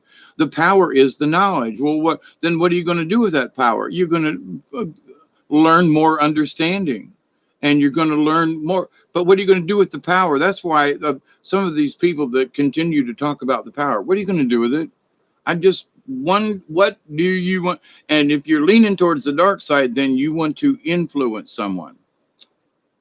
I'm just going to ask the universe to intercede and say, I hope that the creator will shed some light on your situation and maybe see that you're on the wrong track. Do I wish you would change your point of view, and do I wish you would change your mind? Yeah, but I'm not going to force you, and I'm not going to belittle you, but I'm going to kind of wish you would change your mind. That's true. but I'm not going to force it. I'm going to ask the Creator if it's there, but you hear it and receive it. It's still up to you to accept or receive. So, as far as forcing anything on anybody, you had to listen to my prayers again. So, from prayers to spiritualness to our cosmic connection and our quantum spirits, believe it to be true. That's the power that we have. That's the power of ourselves, and when we can have influence over our own self. Earlier today, I was like, man, Dave, and I looked at myself in the mirror, which I don't do a lot. And I went, you gotta do something about this. You have got to fix this. And I was talking to myself, but in that conversation in the mirror, I'm like, we've got to do something about this. You got to do something about this. It's not a we thing, but we as in me, myself, and I, we got to do something about this. We just can't stand here. You got to do something, Dave. And I looked at myself and pointed at myself in the mirror and said, come on now, this is one of them calls. We have to stand up and do and the interesting thing is after I did that video the other day, I just felt like yesterday I was getting beat up spiritually. Now, could it be that I was being attacked? And because I was literally bouncing off the walls and being dizzy and stuff, and which is not normal for me. It was years ago, but not recently. So when I was talking to my daughter this morning, I was like, honey, yesterday I was literally bouncing off the wall. And like, I what the hell that was all about. But I realized that whatever that was making me a little goofy walking, that I just needed to like chill out and let it pass, whatever it was. And in the meantime, just pray for a little bit of stability. And if my energy was low or if it was an internal thing or whatever, then I just let my system equalize out and it'll be better later on. And it did. It got better. But one of my thoughts was how it happened and the way I was feeling. It felt like it might have been outside sources that was trying to whoop my ass. And quite possibly from the video that I did earlier. But here's the thing. I've talked about this before, and I will just make it a statement again. I made my mind up years ago on this channel that I am a warrior for Christ, that I am a spirit warrior. And warrior means exactly that. That now, unless I need to, I'll bring out my sword. Because I swore I'd do it if I had to use my sword. So, if I have to sword fight with somebody, then okay. And may the best man win. But unless you're trying to kill me, I'm only going to wound you. If you're just fighting for the sake of fighting, but if I have to, then okie doke. I'm a porcupine. I would rather let's duel and say, okay, we're both good at this. Now let's put our swords down and talk about this. But I have made up my mind that if it means that I actually die from trying to promote the positive in the universe, if I'm actually taken out and some entity wants to come in and stab me to death, eat me or whatever, then not to say that I'm good with that, but that if it comes to that, okie dokie, I'm not going to be afraid of it. I'm not going to shy away. I will pull my sword out and defend myself, but well, I may run from a fight if there's just too many, to live and fight another day.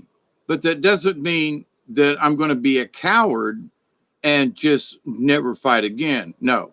There are sometimes you have to make a strategic withdrawal, period. That's just good sense. But at the same time, to back down on like this subject of Luciferianism and what some of these folks are doing, we have to actively talk about this and say, no, I don't accept it. You don't accept it. We don't accept it. And quite frankly, we don't want that kind of attitude. Now, it's not that we don't want the people. We have to be sure of this. We don't want that kind of attitude mixed in with Milky Way Soul Tribe, because our ultimate goal with Milky Way Soul Tribe is to stay out of that lower dimensional vibrations. Let's talk about something else and allow ourselves to talk to each other about other things other than that. But anything that's attached with that, so spread that news around. And I'm here to tell you,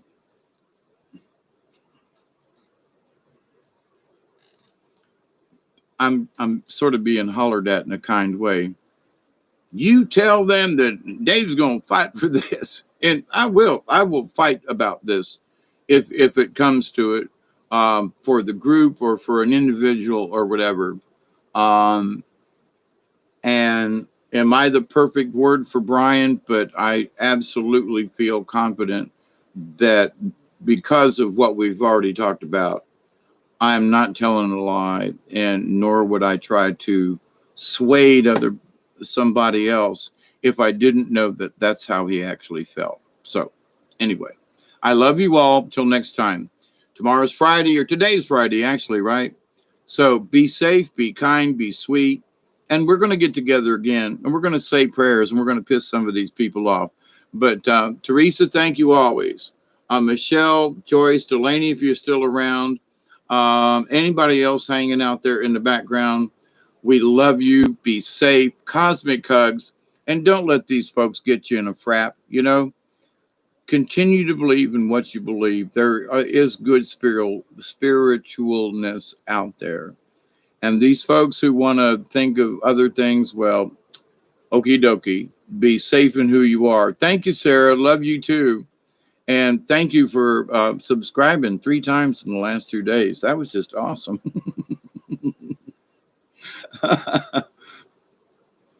But anyway, so love you too, Michelle. Thank you all. All right. Good morning, good afternoon, and good evening as we finish this off this morning at 3. Oh, it's 3 a.m. Well, that's a good time to just quit, ain't it? Love you. See you. And TTFN. Yes, Brian cared about us all. You would not believe how much he cared about you all. And I guess that's why, I knew how much he cared, because we both cared, and the fact that somebody would want to do anything else is like, oh, please no. Thank you, David. See you as well, and hope everything's working out in your area of the woods. So I'm going to shut up. Good night, everybody. See you later. Be safe. TTFN as always. Ta-ta for now. Oh, thank you, Bob. Thank you. Bob's been pretty stable recently. A couple little nicks and jigs, but pretty fair. So thank you, Bob. Thank you to all of you. And we'll keep praying, even if they don't want us to. The heck with it. That's how we win. Bye.